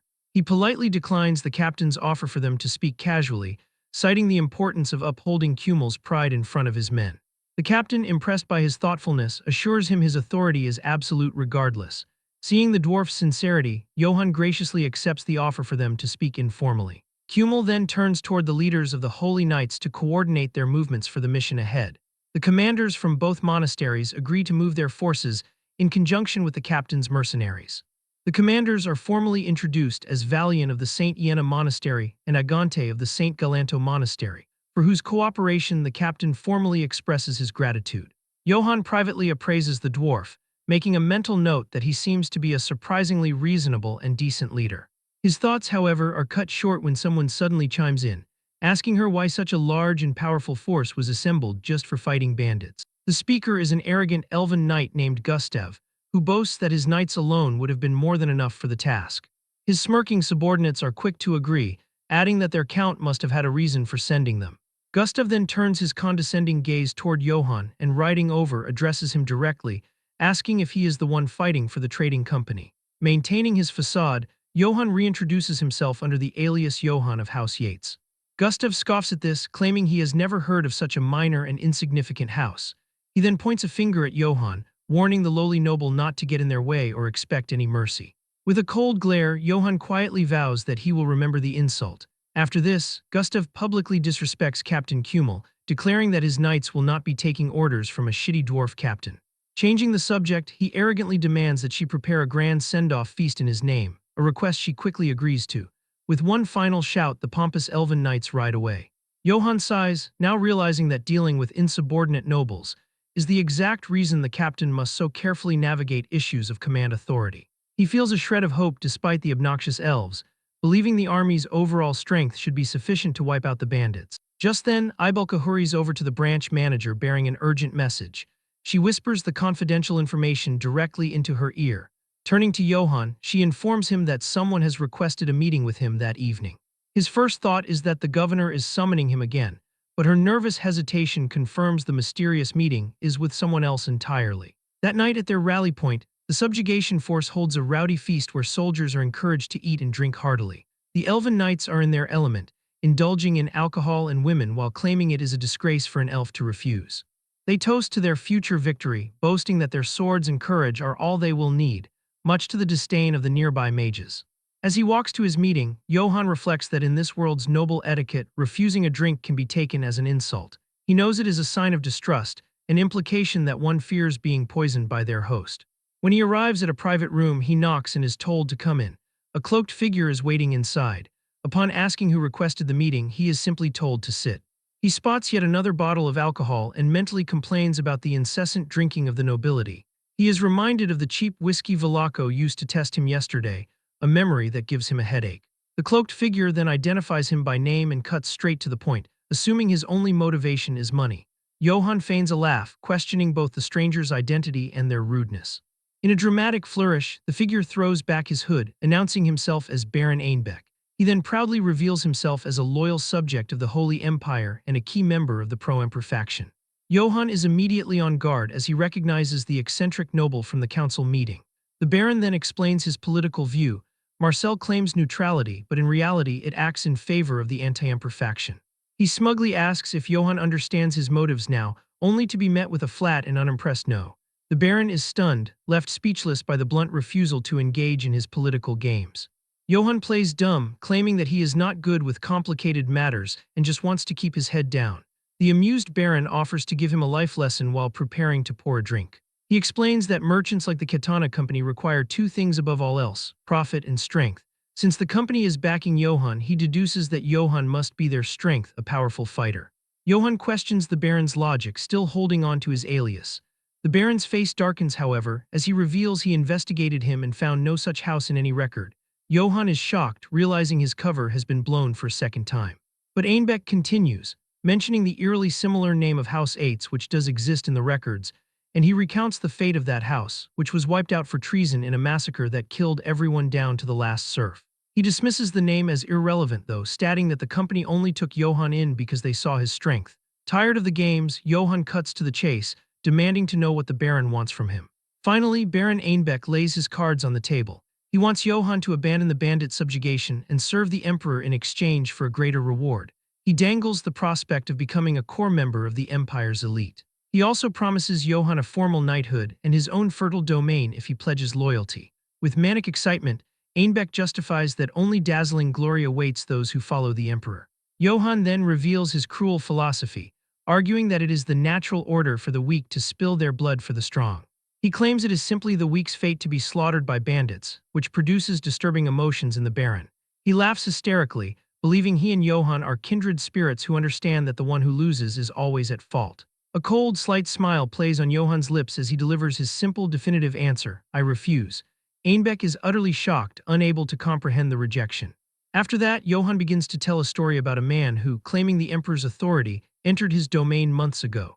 He recounts how this man slaughtered his innocent family and all of his people. He then reveals that this man, Sir Karamev, made him a similar offer to become the emperor's sword. He states that he refused that offer as well, but points out one crucial difference between then and now. The chilling difference is revealed in a fiery flashback. He died by my hand. The Baron's eyes widen in sheer terror at the unbelievable confession. Just then, Johann coldly details how he crushed the head of the Emperor's direct knight without any hesitation, avenging the serfs who were treated like worms. Stammering in disbelief, the Baron realizes the legendary Sir Karamev is truly dead.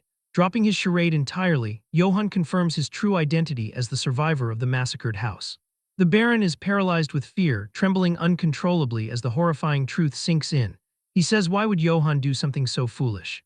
Then, in a sudden and shocking display of power, Johann crushes the solid pewter cup in his fist and slams his hand down, completely shattering the thick wooden table. Einbeck is left aghast, witnessing firsthand the monstrous strength that could destroy metal and wood with bare hands. Then Johann declares that he will wipe out the bandits, but on his own terms, not for the Emperor and not for Marcel. He gives the Baron a final warning: if he doesn't keep quiet, the next thing to be crushed will be him. Johann slams the door as he leaves, the sound echoing his fury. Alone in the hall, he seethes, enraged that the Baron thinks he can be so easily manipulated. His rage, however, is abruptly cut short as a strange, alarming sensation washes over him. His heart feels as if it is on fire, and he struggles to breathe while his vision blurs. Blood begins to pour from his nose. As he falls to his knees, a terrible realization dawns on him. He then flashes back to the drink the Baron poured and understands the horrifying truth: it was poison. Collapsing onto the floor, he curses his own carelessness, shocked that he was taken down by such a simple trick. Meanwhile, outside the room, the Baron's fear has been replaced by a cold, hateful glare. A wide, triumphant, and utterly terrifying grin spreads across his face, his treachery a success. At the mercenary gathering point just outside of Marseille, the atmosphere is quite lively on the eve of their subjugation mission. Inside the camp, Godin becomes the center of attention as a group of women playfully tease him, calling him a skinny young boy amongst all the grizzled mercenaries. He quickly grows uncomfortable with their forward affections. Flustered and blushing, Godin makes a hasty escape from the playful women. They watch him as he runs off, disappointed that they did not get to dress him up all cute. Feeling scared and out of place, he runs through the unfamiliar corridors, calling out Johann's name. Worried that Sutelga might also be having a difficult time, he begins to cry, desperate to find Johann so they can return quickly. He finally reaches Johann, only to stop short upon seeing him lying unconscious on the ground. His eyes widen in complete shock and horror at the scene laid out before him. Just then, he rushes to Johann's side, screaming his name as he finds him collapsed and bleeding on the floor. In a state of panic, he cradles Johann's head, wondering what could have happened and how he could possibly be bleeding so much. Desperate and terrified, he screams out for help, certain that his friend is about to die. He pleads with the unconscious Johann to hold on, his voice filled with desperation. Later, a recovered but still weak Johann is being attended to by a worried Godin. As Johann calls his name, he responds meekly. The scene then flashes back to a frantic Godin pouring the water of blessing from Sutelga down Johann's throat, begging him to drink it. Returning to the present, he thanks Godin for having saved his life. Godin replies that it was nothing and that he had panicked without even realizing Johann had the water of blessing. He then turns his gratitude towards Sutelga, admitting he would have certainly died from the poison if it weren't for the water of blessing. Sutelga, however, just chides him for his stupidity, questioning why he would seek out Baron Einbeck, a known member of the pro-emperor faction. He sarcastically chides him, saying that if he is going to be so reckless, he should at least die quickly to conserve the remaining half of the potion. To this, Johann replies that there is still half left, so he will use it wisely from now on. Sutelga then asks if he managed to capture Baron Einbeck, nodding that he is needed to prove the charges of treason. Johann admits that by the time he got to the Baron's quarters, the man had already fled. In a flashback, an enraged Johann, still suffering from the effects of the poison, screams for Baron Einbeck to show himself. Fueled by his fury, he and his subordinates charge forward, vowing not to go easy on him for having poisoned the liquor. However, one of his subordinates reports that their target seems to have already run away. As Johann scans the now empty room, his eyes catch something on the floor. He spots a letter with a distinctive red wax seal lying on the stone floor. Back in the present, he reveals to Sutelga that while he didn't catch the Baron, he did find something far more important. He holds up the sealed letter, explaining that it contains documents Einbeck could not take with him which detail the entire incident. To this, Sudolga presses for more details, asking if this is proof that the emperor hired the bandits as the rumors had suggested, but Johann gravely replies that it is not. He explains that the documents contain something far more serious. Miles away, a lone rider approaches a fortified gate under the light of the full moon. The hooded figure is revealed to be Baron Einbeck, riding swiftly through the forest. He smirks to himself, confident that by now Johann is dead from the poison. Pleased with himself, he believes everything is proceeding exactly as the emperor had intended. He soon arrives at a massive, hidden mercenary camp where guards announce his arrival and clear the way. One of his lieutenants greets him warmly as he dismounts his horse. Then he stands before a massive army of assembled mercenaries, their ranks stretching as far as the eye can see. Addressing his troops, he furiously declares that they are not mere bandits. He proudly proclaims they are the strongest mercenaries of the empire, bound by the emperor's own gold. He states they are warriors who swear loyalty to the great emperor, and that dazzling glory will be their reward. Then he boasts that he has spent a long time undermining Marcel from within, and now holds all their plans and strategies in his hand. He cackles maniacally, promising that Marcel's forces will fall into chaos and die without ever knowing who their true enemy is. His speech incites a bloodthirsty roar from the assembled mercenary army. After that, he raises a fist, reveling in the power of the force he has assembled. Then he delivers his trump card, announcing that His Majesty the Emperor has personally sent an imperial court mage to aid them. The mercenaries are stunned, with one wondering aloud if it could be the legendary Kegel of the Crimson Flame. Just then, from the shadows, a mysterious clawed figure emerges. A new voice scoffs, insulted at the idea of being mistaken for an ordinary mage. A sinister snake-like woman reveals herself, declaring that she is an imperial court mage favored by the emperor, and she introduces herself to the stunned army as the imperial court mage Janina. The mercenaries are shocked to see a snake beastman, murmuring that they have never heard of a mage named Janina. To this, she explains that of course they haven't, as she does not wield trivial elemental magic. Instead, she ominously declares, "I handle living weapons." The mercenaries stare in confused horror, wondering what living weapons could possibly mean. As if to answer, she uncorks a vial, releasing a vibrant magical essence into the air. With a malevolent grin, she confirms their unspoken fears. The ground trembles as something massive begins to materialize from her spell. The magical energy coalesces, forming a gargantuan, monstrous shape before their eyes.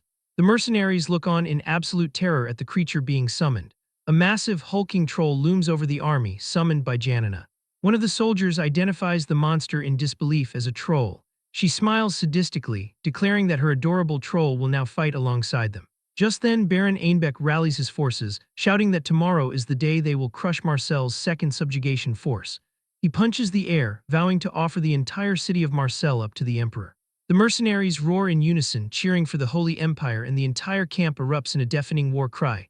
Long live the emperor, long live the Holy Empire. Meanwhile, back in his room, a grim Johann has finished laying out his plans. Then he calls for Godin, who responds at once. He hands him the sealed documents, instructing him to deliver them only to Governor Velako Traniani and tell no one else.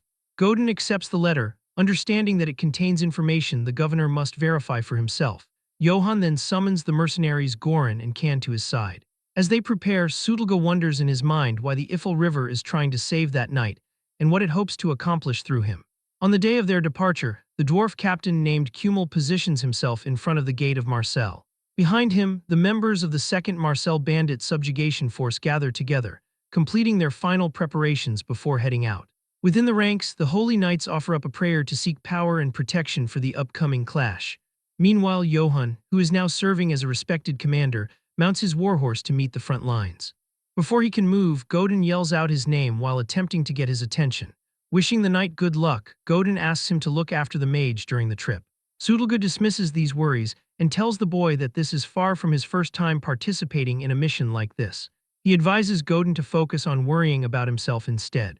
Johann bids them both farewell and mentions that he is heading out as he rides toward the soldiers. He travels through the lines of waiting troops to find the other leaders at the vanguard. Captain Kumel asks if Johann has reached his position yet, to which the knight answers that he is here and ready to fight. Shortly after, the leader of the subjugation force gives the signal to start the march. At this sign, he bellows for all the troops to commence their advance. His thunderous command to move outrings across the field, which even surprises his own second in command. At the same time, the proud elven knights who follow Gustav charge forward to lead the way at the front. While the main army proceeds, Gustav's unit rides significantly farther ahead and creates a great cloud of dust. Johann watches their movement and realizes with some shock that the dwarf captain was truly granted full command over the group. A soldier in Kummel's group blows a horn, and the captain instructs him to repeat the signal one more time. With a final loud blast, Kummel orders the entirety of the force to advance toward the area controlled by the bandits. Inside the city of Marseille, Velaco gazes out at his town as Ayan, the Katana branch manager, walks up from behind him. She reports with a smile that the force for the mission has finally left the city. The city magistrate looks toward her to discuss the current situation. He holds a letter that was delivered by Johann and asks if she has already looked at what it says. Ayan confirms that the document was found inside Baron Einbeck's quarters only 1 day ago. Velaco shows his frustration that this evidence appeared in the Baron's quarters just 1 day before they were supposed to deploy. He expresses a lack of belief that the letter is real, knotting the web of deep grudges that exists between the different noble houses. She argues back, promising the magistrate that the crest stamped on the letter belongs to House Einbeck. She clarifies that she has read the text herself and verified the Baron's guilt. To this, Velaco admits that the combination of that specific crest and the contents of the letter make the Baron seem responsible. Ayan further reports that they tried to interrogate Einbeck, but explains that he had already escaped from the city. She views his disappearance as additional proof of his involvement. Velaco remains skeptical, however, and declares that he does not trust the young knight. He worries that the Katana Trading Company is putting too much trust in a stranger. Ayan defends their choice and insists that the company only gives its trust to those who are worth it. The governor seems to accept this point, but gives her a warning to keep in mind. He warns her that if the actions of that night destroy the peace within the city, the Katana Trading Company will be forced to answer for it. This makes Ayan realize that Velaco might actually be part of the pro-emperor faction because of how manipulative he acts. In the camp of the pro-emperor faction, a man asks Baron Einbeck if it is true that the army has set out. The Baron smiles and says that he just got that message from his courier. He gloats and feels certain that the troops of Marseille will be lured into his trap, and the city will fall to the emperor. Duke Mayhem, who leads the Special Operations Unit, and Imperial Mage Janina laugh at this. The Duke mentions that when he takes over Marseille, his first goal is to find a brothel, a comment Janina finds revolting. The Duke then looks at Einbeck's face and asks why he is so pale and nervous. The Baron sweats and tells them there is no need for worry, though he is clearly afraid of something in reality. He asks Janina if she has received any news regarding Sir Karamov lately. He asks if something could have gone wrong with his expedition, such as a major injury. Both Janina and the Duke find the question very strange. Janina starts to laugh and says the idea of Karamov being hurt is a massive joke. She brags that he is the most powerful swordsman in the Empire who is covered in legendary gear. She views him as the very center of the Empire's military power and thinks it is impossible for something to happen to him. The nervous Baron Einbeck simply agrees with her. He reflects on his meeting with Johann and smiles because he is sure the noble was lying about killing the commander. On the field of battle, Johann's senses detect that something is strange. He comments that it seems Gustav's unit cleared the place with no issues. The area is filled with the bodies of dead bandits, and each one is slowly turning into black dust. A knight serving Gustav tells the arriving dwarves that they are far too slow. Kummel and the elf begin to trade insults. Johann looks on and is baffled by how much they dislike one another. However, Kummel tells the elf that Johann is a nobleman who must be respected. He then tells the elf he will crush his ears if he does not show some deference. The knight screams back in anger and asks the dwarf what he just said. Johann looks exhausted as he realizes elves and dwarves really can never get along. Eventually he stops them and says that it is enough. The captain apologizes to the knight. Johann turns and asks an elven knight where everyone went after the fight ended. The soldier tells him that the brave Gustav and his men cleared the entire area. He notes that the primary force is now following the bandits that survived. He says with pride that all the loot and the prisoners now belong to Gustav. He tells them they have no right to anything since they are late. At this, Kummel scoffs and tells the elf they already got paid by the company, so they can keep the loot. Johann starts to feel like something is deeply wrong.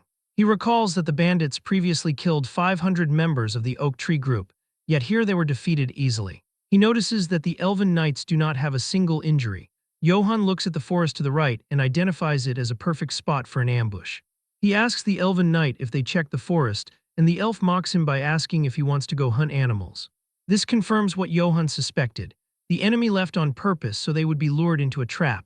He watches as the vanguard moves into the forest and realizes with fear that a trap has been set. Kummel is unaware and tells his bugler to keep moving. Johann yells out to stop him. He takes the initiative and orders the entire group into a defense stance. He commands the range units to focus all of their fire on the trees. Kummel and the knight are stunned and think attacking a forest is odd.